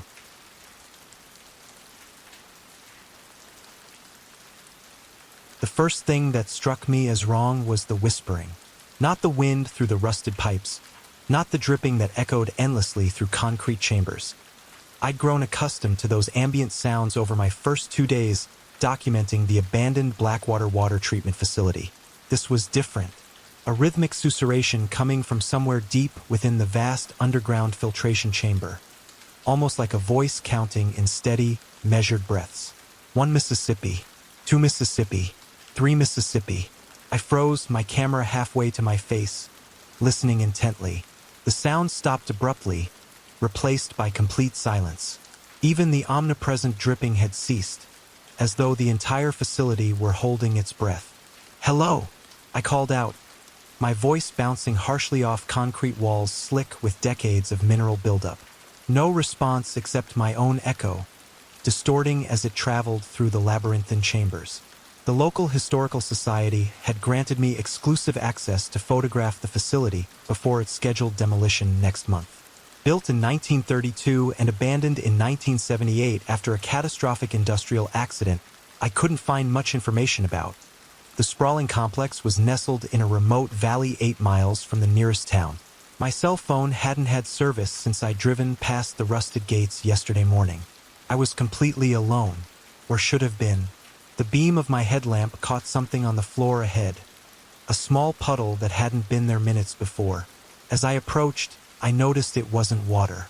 The liquid was too viscous, too dark against the concrete. I crouched down, the knees of my jeans soaking through instantly with cold moisture from the perpetually damp floor. The puddle was roughly the size of a dinner plate, perfectly circular as though poured deliberately. I touched it gingerly with my fingertip. Oil. Thick, black industrial oil, still forming subtle ripples across its surface, though there was no breeze down here. No vibration, nothing to disturb it. I wiped my finger on my jeans and quickly photographed the puddle before continuing deeper into the facility. The main filtration chamber was a cathedral of industrial decay. Concrete pillars rose 30 feet to a ceiling lined with asbestos-wrapped pipes. Massive steel tanks stood like silent sentinels, and catwalks crisscrossed the upper reaches of the space. My footsteps echoed as I descended the metal staircase to the filtration pools, now just cavernous concrete pits with rusted grates at their bottoms. That's when my headlamp flickered. Once, twice, then stabilized. I'd replaced the batteries that morning, knowing I'd be underground for hours. The air felt suddenly heavier, pressing against my skin with a clammy insistence. 1 Mississippi, 2 Mississippi, 3 Mississippi. There it was again, that counting whisper, this time from directly behind me. I spun around so quickly I nearly lost my footing on the slick concrete. Nothing but shadows and rusted metal and the distant drip drip drip that had resumed its endless rhythm. My heart hammered against my ribs as I fumbled with my camera, needing the distraction of work to calm my nerves. I'd spent nearly a decade documenting abandoned industrial sites across the country. I knew the tricks the mind could play, how wind through old structures could mimic voices, how settling foundations could sound like footsteps. Yet something felt fundamentally wrong here in a way I'd never experienced before. I focused my lens on a bank of pressure gauges, their glass faces long since shattered, when movement caught my eye. Through the viewfinder, I saw a figure standing on the catwalk above, just for an instant, before it disappeared behind a concrete pillar. I lowered the camera slowly. Is someone there? My voice sounded thin and unfamiliar, swallowed by the vastness of the chamber. The lights came next, not electric lights. The power had been cut to this facility decades ago, but a swarm of tiny, bluish phosphorescent specks floating up from the largest filtration pool. They hovered like dust motes in a sunbeam, except they moved with purpose, coalescing into a vaguely human shape before dispersing again. My rational mind screamed bioluminescent algae or some atmospheric phenomenon, but the precision of their movement defied natural explanation. I raised my camera with trembling hands and pressed the shutter. The specks scattered instantly, plunging back into the black depths of the pool. When I checked the image preview, the screen showed nothing but darkness where the lights had been. What the hell is going on? I whispered to myself, the sound of my own voice oddly comforting. That's when the radio crackled to life. I nearly jumped out of my skin. The vintage control room radio, a massive piece of equipment I'd photographed earlier, suddenly hummed with static, its analog dials glowing with a faint amber light that should have been impossible without power. Moving cautiously toward the radio, I saw that the needle was swinging wildly across frequencies without stopping. Through the static came a voice, no, multiple voices, speaking in overlapping sentences. The language wasn't English, nor any language I recognized. It had a guttural, liquid quality that made my skin crawl, the syllables bubbling and popping like boiling mud. I backed away from the console, and as I did, I noticed my shadow on the wall. It wasn't matching my movements. It raised an arm while mine remained at my side, turned its head while I stood frozen. Then it separated from the wall entirely, a darker shape sliding across the concrete like spilled ink, before disappearing into a drainage channel in the floor. The radio abruptly fell silent. I stumbled backward, my breath coming in ragged gasps, and collided with something solid where there should have been empty space. Something warm. I whirled around to find nothing, yet the impression of body heat lingered on my back, and I caught the faintest scent of wet copper, like freshly spilled blood. I needed air. I needed to get above ground, just for a moment, to clear my head. I hurried back toward the stairs, my headlamp beam bouncing erratically as I moved. The staircase seemed farther away than I remembered, the chamber stretching impossibly before me. But finally I reached it, taking the steps two at a time, the metal clanging beneath my boots. Halfway up, I froze. Every step above me was covered in small, wet footprints, like those of a child, leading upward. They glistened in my headlamp beam, fresh enough that tiny rivulets still ran down each riser. I followed them with my light to the top of the stairs where they simply stopped at the threshold of the doorway leading to the upper level. My rational mind worked overtime to explain it all away. Condensation, hallucinations from mold spores or lack of fresh air. But deep down, I knew something was terribly wrong with this place, something that went beyond structural decay and dark corners. I pushed through the doorway and headed down the long corridor that would lead me to the exit. My headlamp beam seemed weaker now, barely penetrating the darkness more than a few feet ahead. The walls on either side were lined with pipes of varying sizes, some large enough to crawl through. As I passed one particularly large outlet pipe, I heard it again. 1 Mississippi, 2 Mississippi, 3 Mississippi. This time I recognized the voice. It was my own. I broke into a run, no longer caring about the slippery floor or the camera banging against my chest. The corridor seemed endless, twisting in ways I didn't remember from earlier. I should have reached the exit by now, but instead, the passage began to slope downward, taking me deeper into the facility. No, no, no, I gasped, slowing to catch my breath. This isn't right. I turned around, intending to retrace my steps, but found only a solid concrete wall where the corridor should have continued. Panic rose in my throat. I pressed my hands against the wall. It was real, solid, and slick with that same mineral buildup that coated everything else. This isn't possible, I whispered, running my hands over the surface. There was no sign that a passage had ever existed here. My headlamp flickered again, more insistently this time, and went out completely. I was plunged into absolute darkness, the kind of perfect black that exists only deep underground, where light has never reached. I fumbled for the spare flashlight in my backpack, fingers trembling as they closed around the cold metal cylinder. When the beam clicked on, I found myself in a room I hadn't seen before. Smaller than the main chamber, it appeared to be some kind of laboratory. Workbenches lined the walls, covered in dusty instruments and shattered glassware. In the center stood a large tank filled with dark water, its surface perfectly still despite the vibrations of my movement. And there, arranged in a perfect circle around the tank, were my possessions. items I'd brought with me but had kept securely in my backpack. My water bottle, my notebook, my car keys, my wallet open to display my driver's license, my phone, screen glowing with a photo I didn't remember taking, a close-up of my sleeping face from the night before in my motel room. A strangled sound escaped my throat as I approached the circle.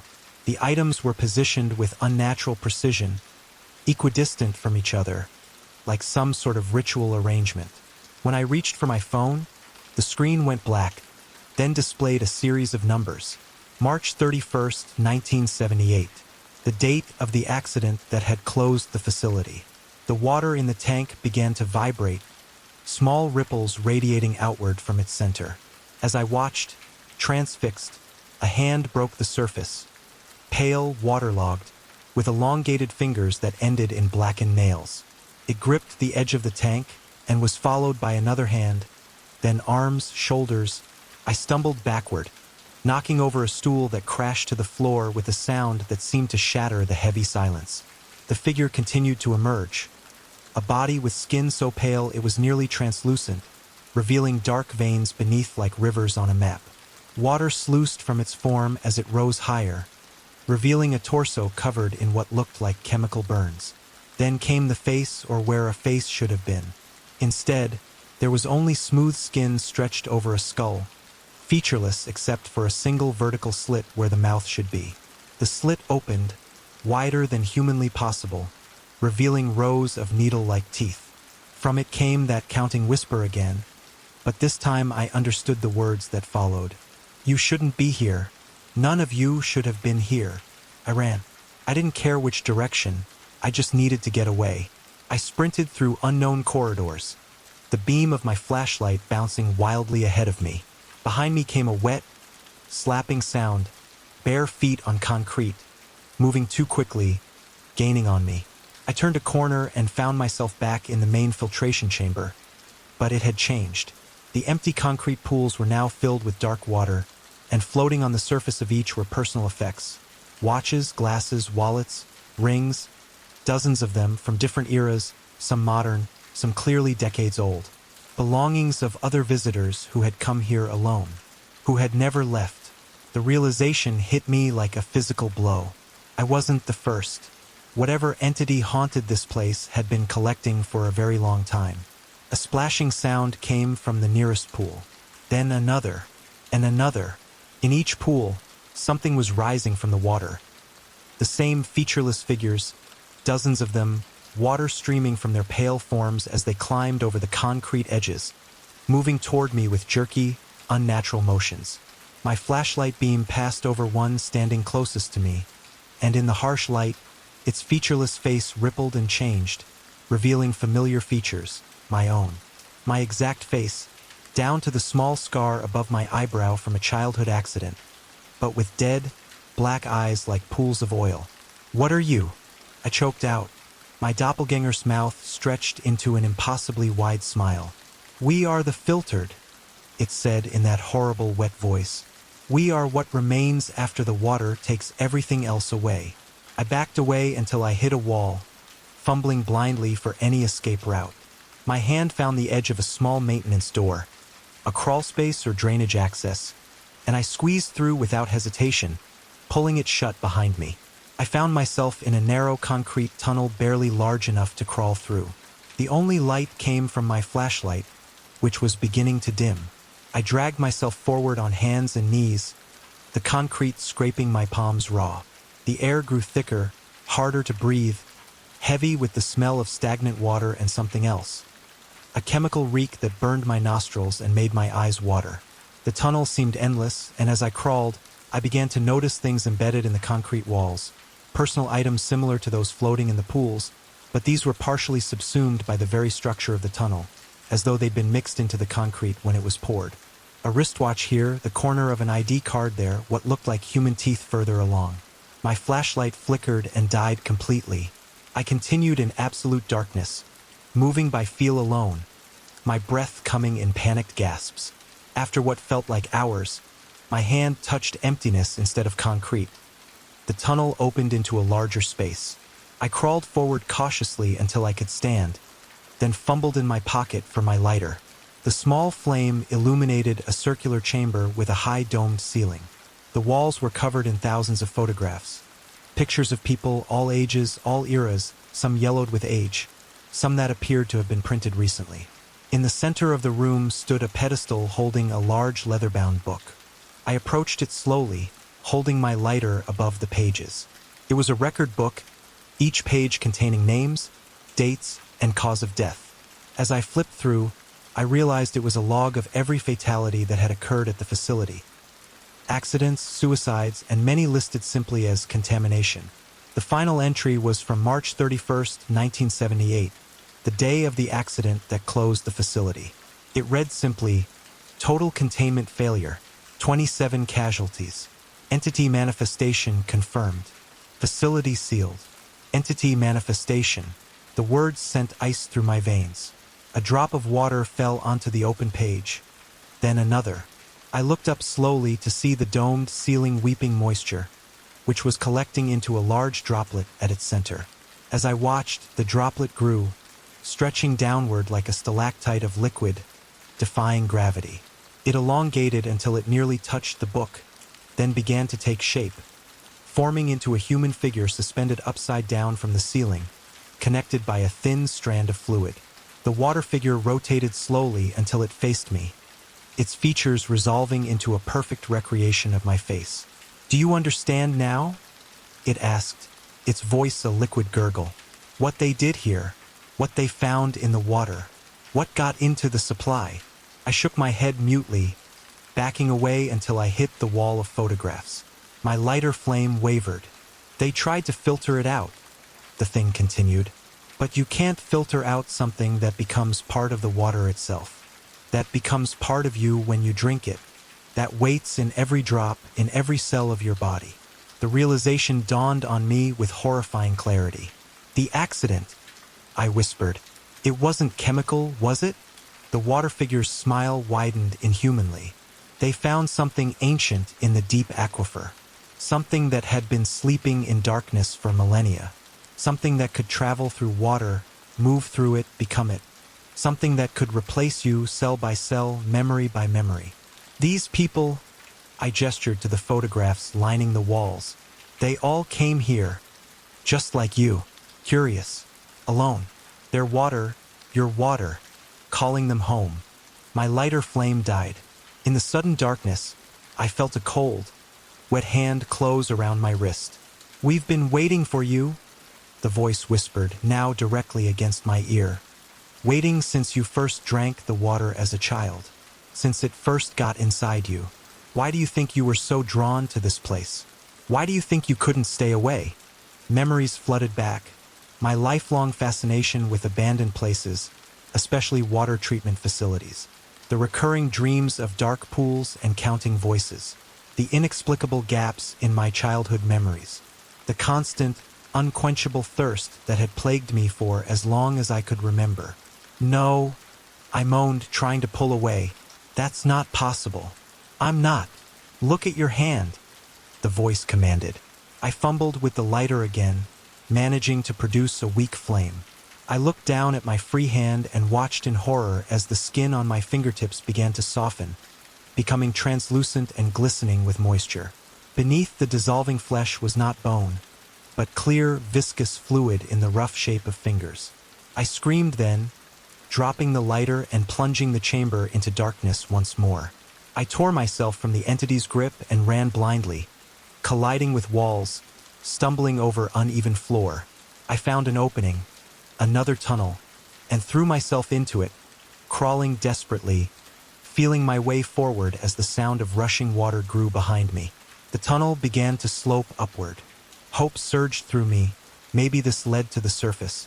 I crawled faster, ignoring the pain in my raw knees and palms, ignoring the strange numbness spreading through my fingertips where the skin had begun to change.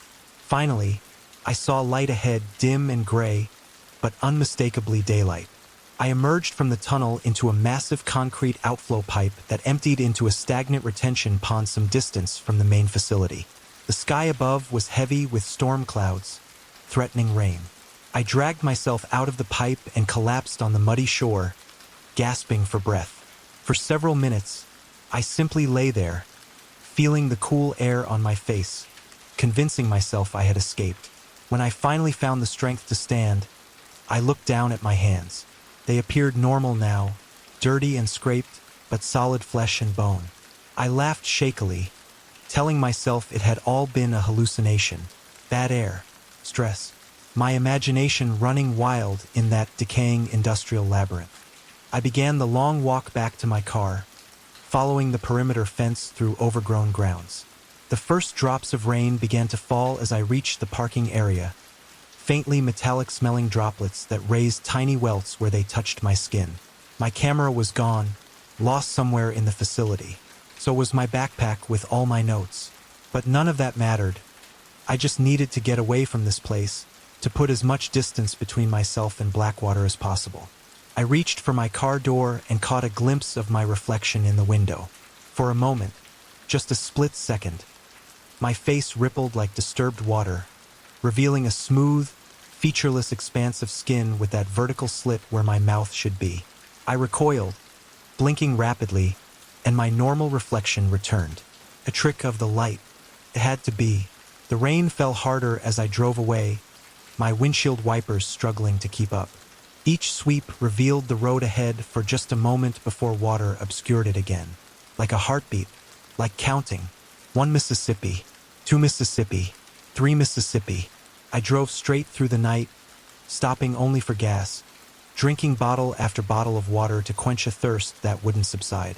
By morning, I had crossed 2 state lines, putting hundreds of miles between myself and Blackwater. I checked into a motel and collapsed into dreamless sleep. I woke to the sound of dripping. The bathroom faucet was running, steam fogging the mirror. I didn't remember turning it on. I stumbled to the sink and turned off the tap, then wiped the condensation from the mirror to splash water on my face. There was no reflection staring back at me, just a rippling, empty surface like disturbed water. I jerked away from the mirror, heart pounding. When I looked again, my reflection had returned, but something was different. My eyes seemed darker, my skin paler. When I smiled experimentally, it didn't quite match the movement of my facial muscles. That was 3 days ago. The thirst has grown worse. My skin feels different, softer, always slightly damp no matter how much I dry it. And there are gaps in my memory now, hours that disappear in the blink of an eye. Last night, I found myself standing in the bathroom, my hands submerged in the sink, which was filled with dark, brackish water I don't remember drawing. I've tried to tell myself it's post-traumatic stress, that what happened at Blackwater was just a series of coincidences and hallucinations. But then I noticed something this morning as I was checking out of my 3rd motel in as many days.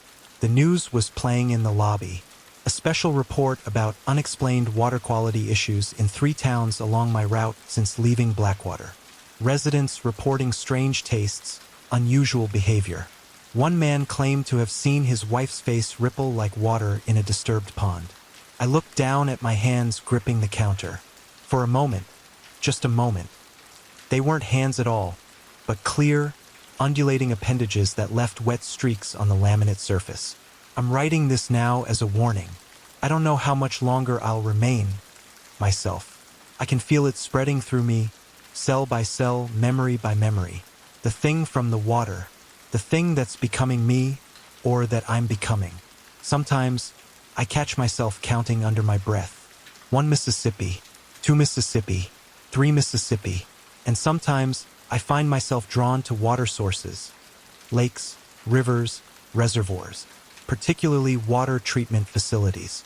I wonder how many others like me are out there, carriers of whatever ancient entity was disturbed in the deep aquifer beneath Blackwater. I wonder if it's in your water too. If you find yourself inexplicably drawn to abandoned places, particularly those connected to water infrastructure. If you've always suffered from unquenchable thirst.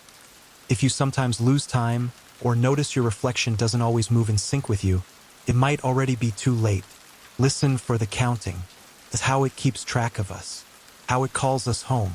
1 Mississippi, 2 Mississippi, 3 Mississippi. Can you hear it?